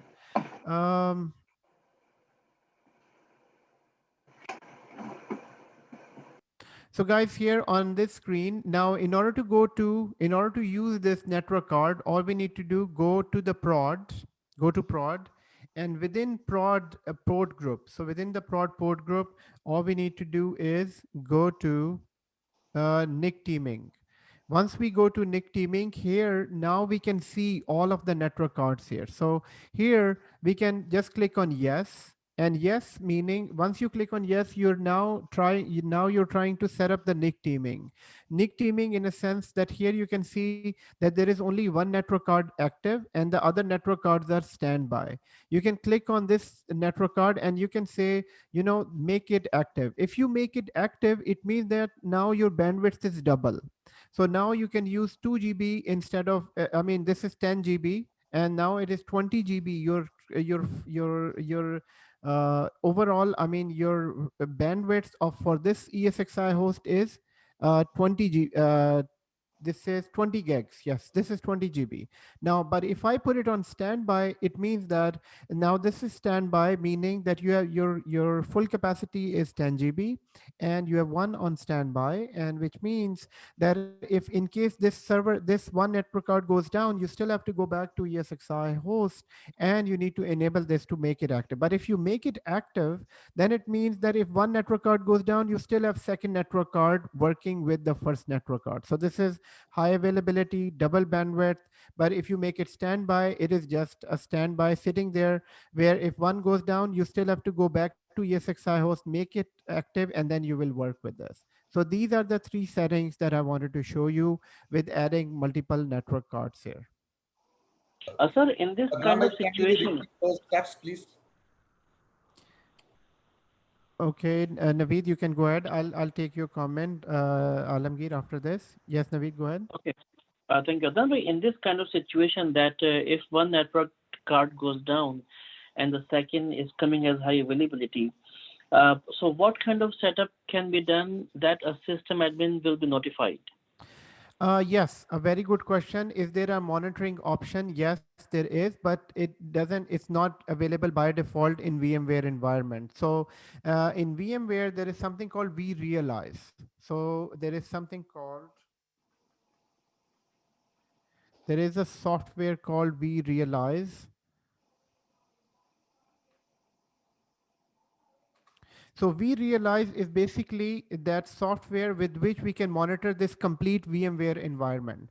So that VMware environment would give us something like pictures like these. And plus it would show us the overall monitoring of ESXi host. Plus it also have, this is a little bit blur in the picture, it says alerts.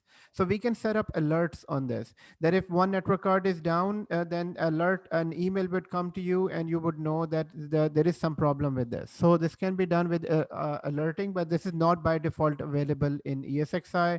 You'll have to configure a different software for this. Okay. Okay, thank you. So Alamgir, you can have so what's your question, please? So, sir, can you briefly again repeat this? Yes. Okay. So guys, this what I showed you is exactly this, what we understand right here within this. So here, when we were discussing about NIC teaming, I said at that point, if you have only one network card, then it is only one network card. If you have two network cards, then you can double the bandwidth. In order to make it double, all you need to do so for example, understanding the double bandwidth concept, it is that you select the second network card and make it active.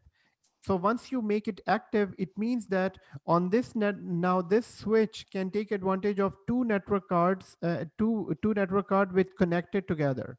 So this is the second option. And what is the third option? The third option was standby. So standby, and even the second option is also failover. For example, if one network card is not working, so let's say now within our configuration, I said that both of them are active. So I said this is active and this is active. And how did I make them active? In order to make them active, all we did, so if I go back from here, let's say start from again. Now let's say we have added the network card. Now I need to set up a double bandwidth option, that I need to give a double bandwidth. So all you need to do, select the port group where you need to provide double bandwidth. So I can go here, go to the prod, go to prod, and within prod, I can go to NIC teaming, and within NIC teaming, for now, it is all default. Everything is default by setup. So we haven't changed anything. So here I can say override the failover order. So I can click on yes, and I can say that the second network card is active as well. So now both of the network card is active, meaning now on this server, on this port group, we have double bandwidth. So this is also acting as a failover. How is it acting as a failover? So if we can go back to our diagram, now since both of them are active, and let's say in case if one card goes down, your network won't be disconnected. Why? Because the second card is available. So you are connected through the second card to this ESXi host. So second card is available, and the second one, that now it is giving double speed. Now in any case, if you want to keep the third card standby, so this is standby. So all you need to do is go here and keep the other two standby.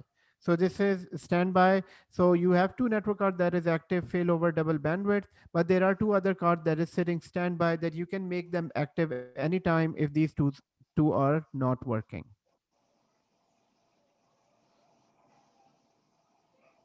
Thank you, sir. Excellent. You're most welcome. So guys here, so these are the networking options. So if we can go back to our slide here, which is this one, and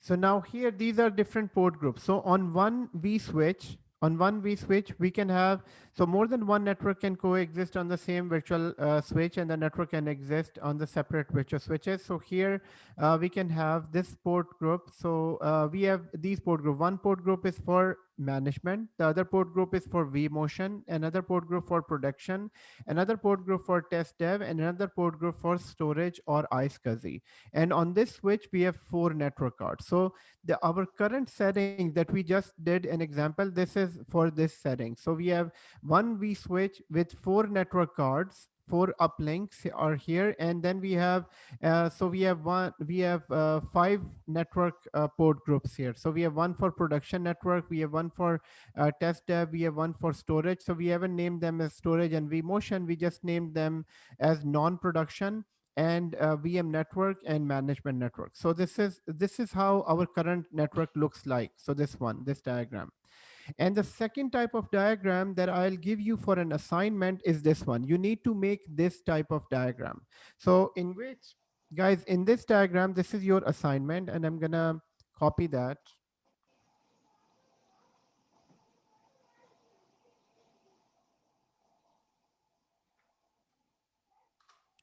So here, can any one of you can explain? So let's say Wasim, if you can explain what needs to be done. If you're just looking at this, what needs to be done in this in order to, what do you understand from this? If your manager comes to you and say that configure this networking.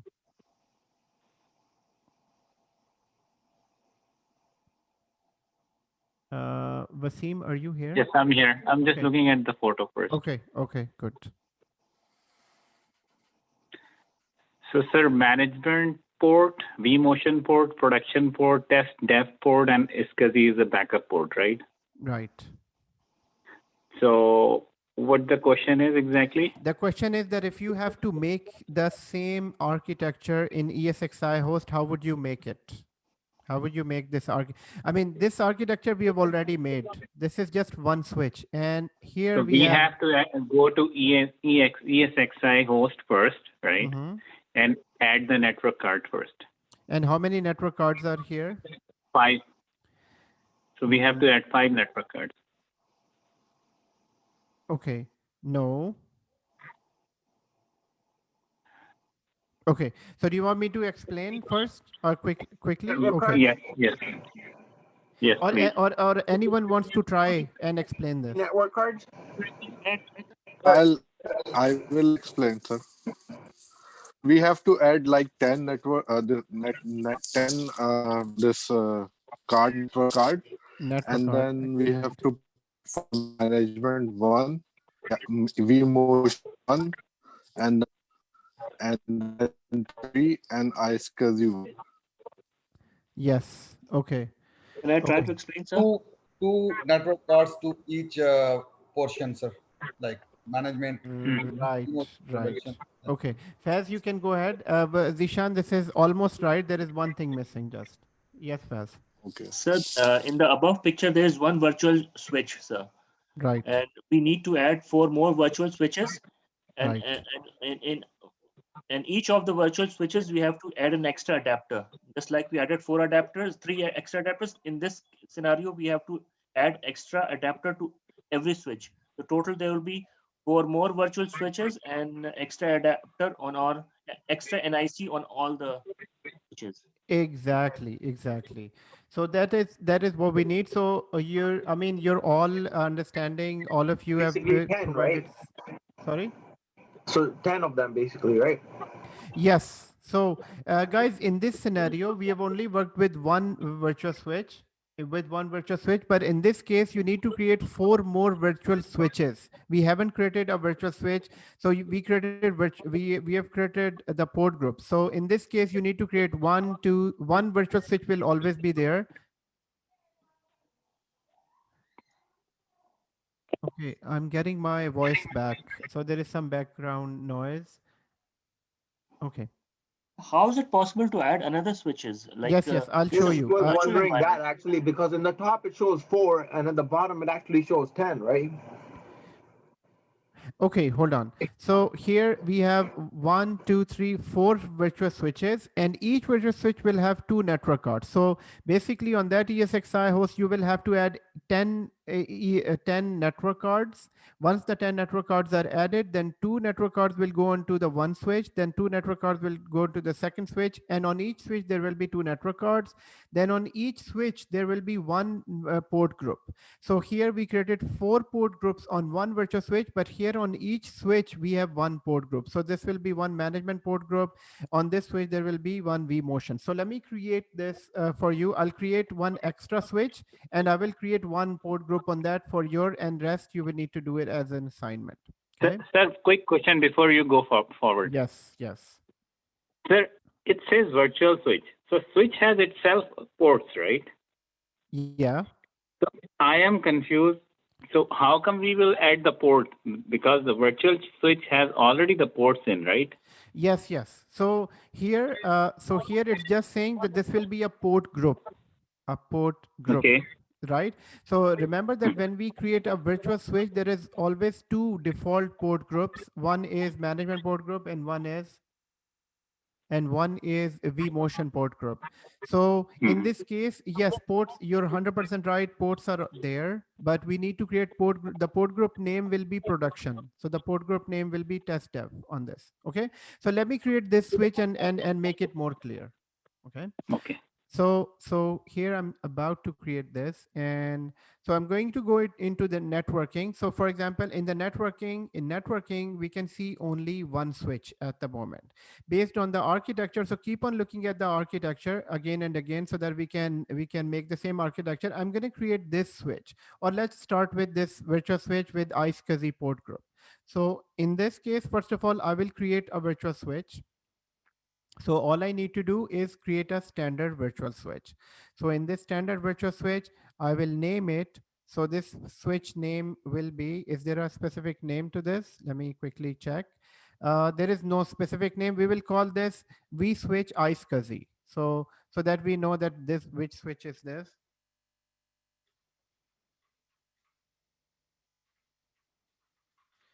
So this switch is Esxi vSwitch, and nothing needs to be done other than this. So this is now second switch added. So that we have added the second switch. Likewise, I am going to add other switches as well. So let me add another switch, which is, let's say, test dev vSwitch. So this is the second switch. So in this case, I am going to add.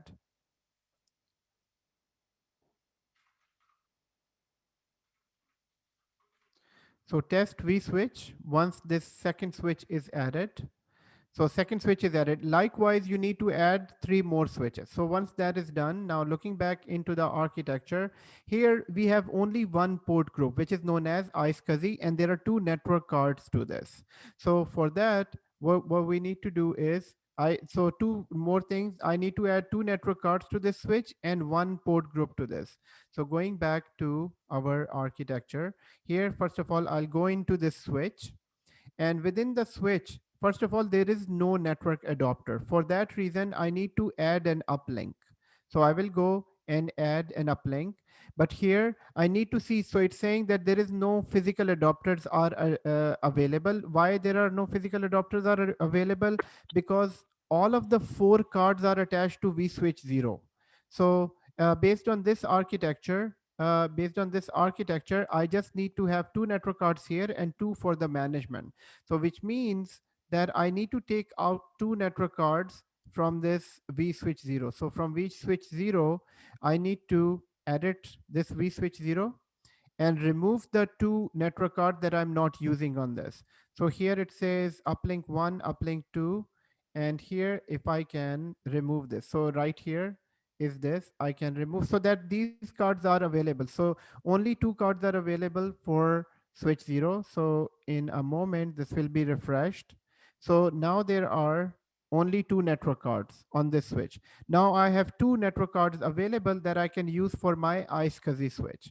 So in the Esxi switch, here there is no network card. I can go to uplink, and in this case, I will add 1 network card. So uplink is saying VNIC2, I can connect to. So in this case, for now, I'll just add 1 VNIC here. So that just to show you that I can add the other NIC to the other switch. So this VNIC is there. Actually, I'm gonna add it. Sir, I'm gonna make exactly the same as the diagram. I'll take your sir. question. I'll take your No, question. sir. I'm just no. I'm not asking question. Okay. Or sir, we can add adapter also from EXXI host, right? Yeah. If Yes. you are not using this one. Mm, you have to add adapters first here. I mean, if you don't have adapters Yeah. here, you won't be able to add it to the switch. So the very first step will be in order to Yeah. complete this architecture, you need to add Yeah. 10 network cards to your ESXi host. Yeah. That's why Okay. I'm asking. But you are using existing one, which is already Yes, added. That's why. Yeah. exactly. Yeah. I'm Yeah. just using the That's existing one. But when you start this assignment, you need to yeah. add 10 network cards to this. And then once the card are added, then you will add 5 switches, and then you can add the Understood, network sir. cards. Okay. Excellent. I mean, Okay, sir. guys, this is all very logical, but all you need to do is just look carefully that where is what required. So I just created a switch, and then I added 2 uplinks. And now the last step is I need to create the port group. So this port group I need to create. So in order to create a port group, we all know that we just created a port group. So going back to networking, and within networking, I can go to the port group first. And here we have our existing port group. But the port group that I need to create based on my architecture is known as Esxi. So I'm going to name this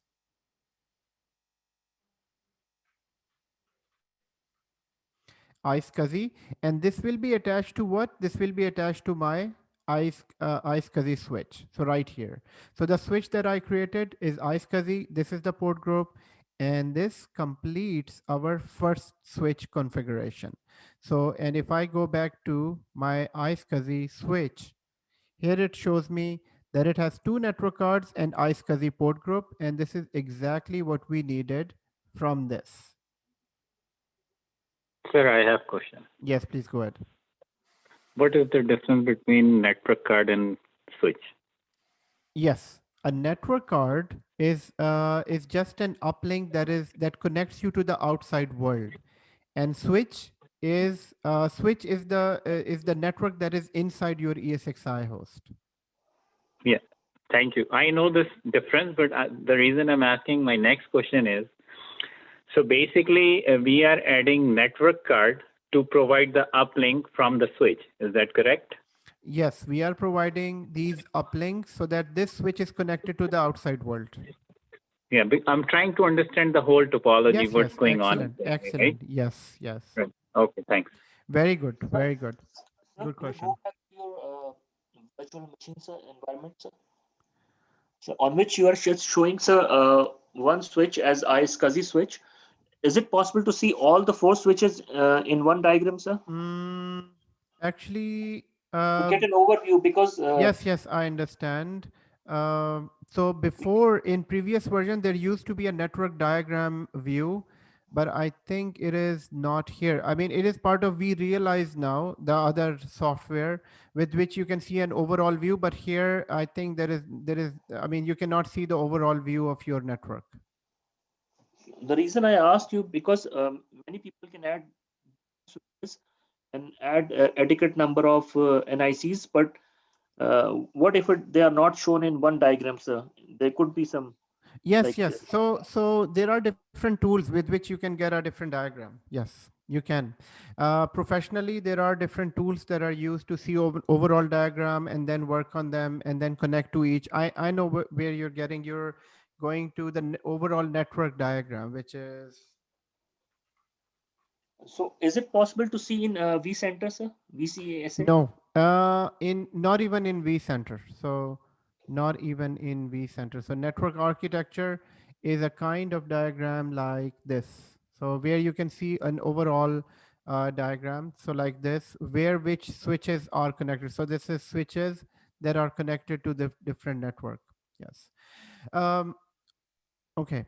So guys, now my question for you is, would you be able to do this on your own, this or should I just show you everything? I think you should be able to do this.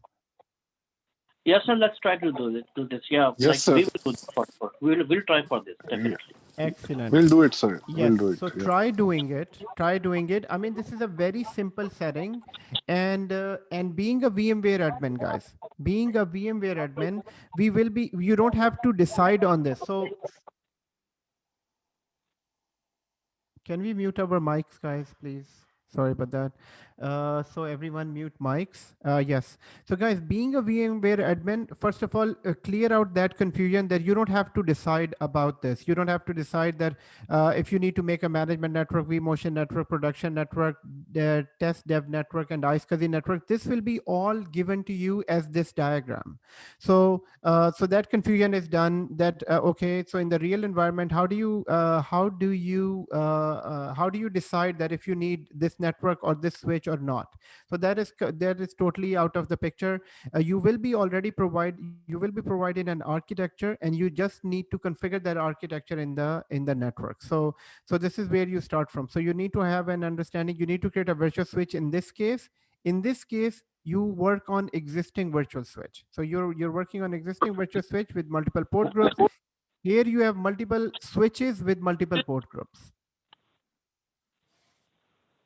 Sir, the thing which I want to say is we have a capacity of making only 10 network cards in VMware, right? We cannot go above 10 cards. So Exactly. like Exactly. Yes. Now 4 we created today, which has been utilized. Now, but in this project, there are 10 actually. So definitely we have to disconnect the ones which we have, and then we can go with these ones. And on top of it, we have one network card which is bridged for network connectivity, for internet connectivity as well. So Okay. this is not possible. No. Hold on. So so what happens is you can do this configuration if you're looking at the screen. If you can make this configuration on ESXi host 1 with 4 network cards and this configuration, and this configuration you can do it on ESXi host 2. So the capacity of 10 network cards is per ESXi host. Okay, it's per ESXi host, and what happens is so on this is done on ESXi host 1. You can do this on ESXi host 2. Then you won't find that limit. Okay. I have a question. Yes, please go ahead. It's related to the last week. Just I'm wondering to know, did you upload the last week session? The last class session? Yes, I did. Because I don't see on the... Yes, sir. I also didn't find, sir, the class 4. Okay. Sorry about that. Because I think I'll double check today. I uploaded it. Probably I uploaded it in a wrong group though. Then in that case, I'll just right after the class, I'll upload today's session and the last session, both sessions. Thank you, sir. Thanks a lot. Okay. Okay. And what is the time now? We still have half an hour, right? So 45 minutes. We have 45 minutes. No, it's finished at number. No, really? Wow. Okay. 4 hours gone. You said 45 minutes and Wow. you made me happy by saying we have 45 minutes. And I thought, oh, really? 45 minutes? Excellent. No, are you sarcastic or is that real? Maybe the time is going up and down or somewhere. Sir, the thing is that the topic is really and extremely interesting. And like, I have no problem if you are going 30 minutes more. I don't mind. Yeah. So. No, but honestly, my mind doesn't work. Yeah, sir, it's enough for today. Can I ask a question, sir, regarding? Okay. Can I ask a question regarding Hello. Yes, please go ahead.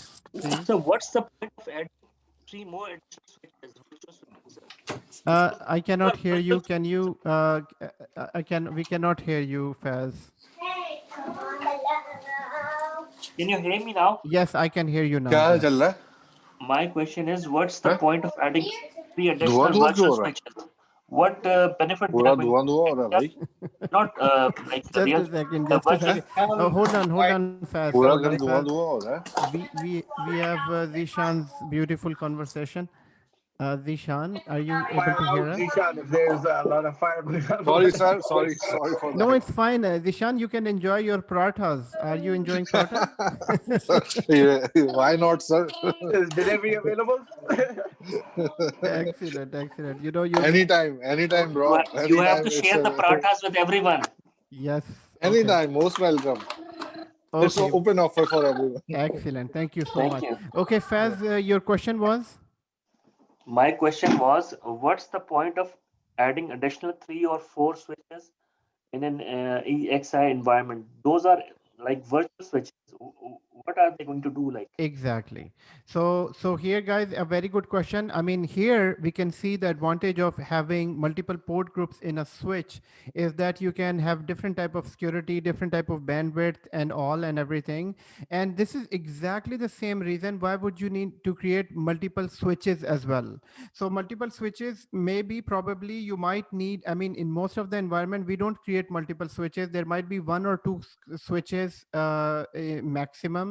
Or maybe 3 switches, or maybe 1 or 2 switches, and mostly we divide the traffic between port groups and not the switches. But this is just for an example. Maybe in some situation you might need to completely segregate traffic between 2 different type of networks. So for example, production and test dev, you need to have that clear security line between the 2 switches. So having multiple switches provide you more segregation, more security as compared to just port groups, because port groups are all sitting in the same switch. Whereas when you create multiple switches, then there is no connection between production network and the test network. So it is probably for more segregation. Okay. Okay, everyone. And Adnan, but I have another question. Yes, please go ahead. Do we have a Christmas break? Do we have a Christmas break? Yeah. Do we need a Christmas break? I don't know. I think if the day is falling on the day, on the Christmas day, is it falling? Is our lecture is on? Oh, it's 25th. Our lecture is on 24th, and that is a Thursday. Okay, Yeah. so then I think we don't need a break. We can. I we mean, actually have a break though, if possible. guys, It's we have like Christmas Eve, right? guys, To be we honest. had so many breaks, but I think if we can skip this break, there will be excellent. But again, it's on all of yours. So let's see that how many people need a break on Christmas Eve. Sir, how many days left to finish this course, VCP? Yeah, we all Sir, need to can you finish hear the me? course. Sir, how many days remaining to finish this VCP? At least five days or 6 days. So I went really slow on this, and I want you to understand the concept because you guys requested that I need to go a bit slow on this. So I'm making your confidence. I'm making you more. Okay, so more or less 6 weeks, right? No, not 6 weeks. 3 weeks. 3 weeks. 3 weeks. Sorry, 3 weeks. Yeah, right. Okay. So can we skip this 20? I mean, not skipping. I mean, skip the. Could we put it to another day if possible? Like I would kind of. Sir, like we need off 5 on the classes 20th. more. So you need five classes more, sir. At least 4 or 5 classes. Yes. So you can give us Thursday 24 holiday. I mean off, and in this month we will complete, sir. We will complete 5-6 classes. Could we move it to another day if possible, like the 23rd or something if possible? 23rd. Adnan bhai, can I say something? Yes, please go ahead. Okay.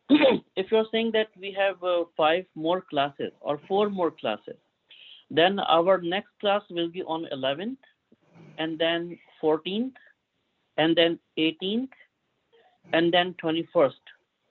So on 21st, we will have our 4th class. So if we can end up the course, then we can skip 24th and we can start the new lesson or new course on December 28th. You know, it might be even five classes, but I need to make sure that everybody is basically confident with VMware vSphere. So it might be 5 or 6 classes. Okay. So Okay.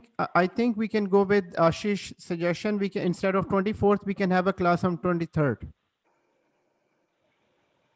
Okay, everybody. I mean, it's just another evening before the class. It will be on Wednesday, 23rd. What is the 23rd? Okay, that could be great. That's Okay. fine. Okay, so instead of 24th, we can have a class on 23rd then. Okay. So because why I'm asking, because everyone is preparing for the exams, sir. So we will, if we will get a off, so we will be, it will be better, and we will start new course in next month, like from January on. You know, New okay, course, okay, I new year, understand. new month, Yes, sir. yes, Yeah. I understand. So if it will be the end of the training, then we can skip it. If it is not the end, then we will take a class on 23rd and finish the course. No problem. That's fine, sir. Okay, excellent. So guys, I think so. I don't know. Most of us have probably got the email from Stanley College. The course over there starts on the 13th, I guess, right, guys? 13th January. Yeah, right. So after this, what are we going to switch to, Adnan bhai? After the VM? After VM, we are doing Azure. Okay, right to the cloud then. Okay, perfect. Yeah. After this, we are doing Azure. And guys, Stanley College, you can, I mean, they will provide you video trainings. You need to do the quizzes and all that, so that you can do it on your own time. But it shouldn't disturb our track, you know. Right, makes sense. Okay. So everyone, I'm sharing with you this picture that you can see on the screen. This is another assignment that you need to do. In this case, you have just one ESXi host and 3 switches, so that you can do this one. You can do it on ESXi 3. So you don't have to run all the 3 ESXi hosts at the same time. So on one so the first ESXi host 1, that leave it as is. On the second ESXi host, do the second picture that I just shared, and this should be done on the third ESXi host. The only difference between the previous assignment and this is that this is one ESXi host. There are 3 switches, but the important thing is the division of network cards on VMs. So there are division of network cards here. There are 2 network cards here on this VM4, VM3. So if you can just spend time with this diagram, you should be able to apply this as well. Okay. Okay, guys, everyone, thank you so much. This is all for today's session, and we'll Can see I ask you you in the something? next one. Yes, please go ahead. So what happened to your failed that thing installation of VCSA, sir? VCSA, yes, go ahead. Because I was encountering the same problem. So what happened was I talked with Wasim. Just a second. Okay, for everybody else, we are done with the session. And if you have any question, you can ask me, because there might be people who wants to leave and it might be late for them. So Faz, you can continue asking your questions. Okay, sir. Thank you very much. Thank Take you. care. Allah Hafiz, sir. Thank you, sir. Allah Thank you, Hafiz. Take care. Dr. See you. Okay, thank you. Dr. Sir, Thank regarding you. the installation video number 6, in which you are encountering problems, sir. Oh yes, I So was having that issue. Then what happened with your installation? I was having the same problem. Then I spoke with Wasim bhai, and he said, don't use the domain of FQDN. Just go with, I deleted all the VCSA installation. And then I restarted it again, and I just provided the IP address, and it went fine. So you were able to install VCSA? Yes, sir, I was able to install VCSA after removing that installation, after deleting it and then restarting it and configuring with the IP address. Configuring with the IP address. So you haven't used the name anywhere. So you use the VCSA for IP address, and you use the IP address for ESXi host.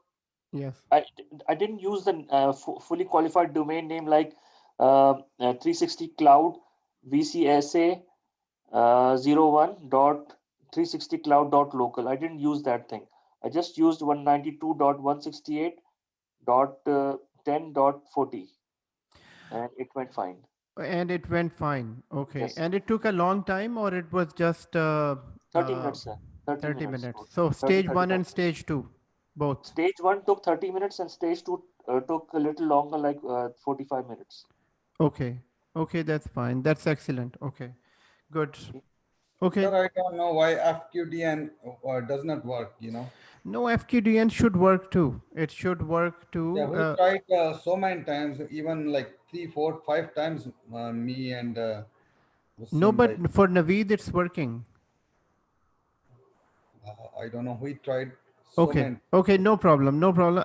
You know, this is not an issue in the real environment. The main, if it is your VCSA is working with IP address, that is fine. That's the main thing. We need to become an expert of VCSA. The DNS issues probably might be there. We can troubleshoot that together in the class, but it's not that important because DNS issues in the real environment, DNS is very well maintained. Once you create a DNS name, it should work with the in all situations. Can I add one last? Yes, please go ahead. So, because I didn't have my computer at that time, so I was late registered with Stanley College. When I got my computer, when I tried to register, they gave me option of Faz, your voice is breaking up. Can you? Yes, can you hear me Yeah. now, sir? Yes, yes, I can hear you. Yes. I didn't have my computer at time when everyone was at Stanley College. When I got my computer back, when I tried to register it, they only gave me option of VCP 7 ICM, install Right. configure management. So Yeah, I that's fine. That's okay. so I have to give virtual 7 sorry VCP 7 paper. Yeah, that's okay. You can go with VCP 7. That's so whatever option they are giving you, I think that will still have you prepared for 6.7. It's fine. The VCP certification is 2020, so it's fine. Okay, thank you, sir.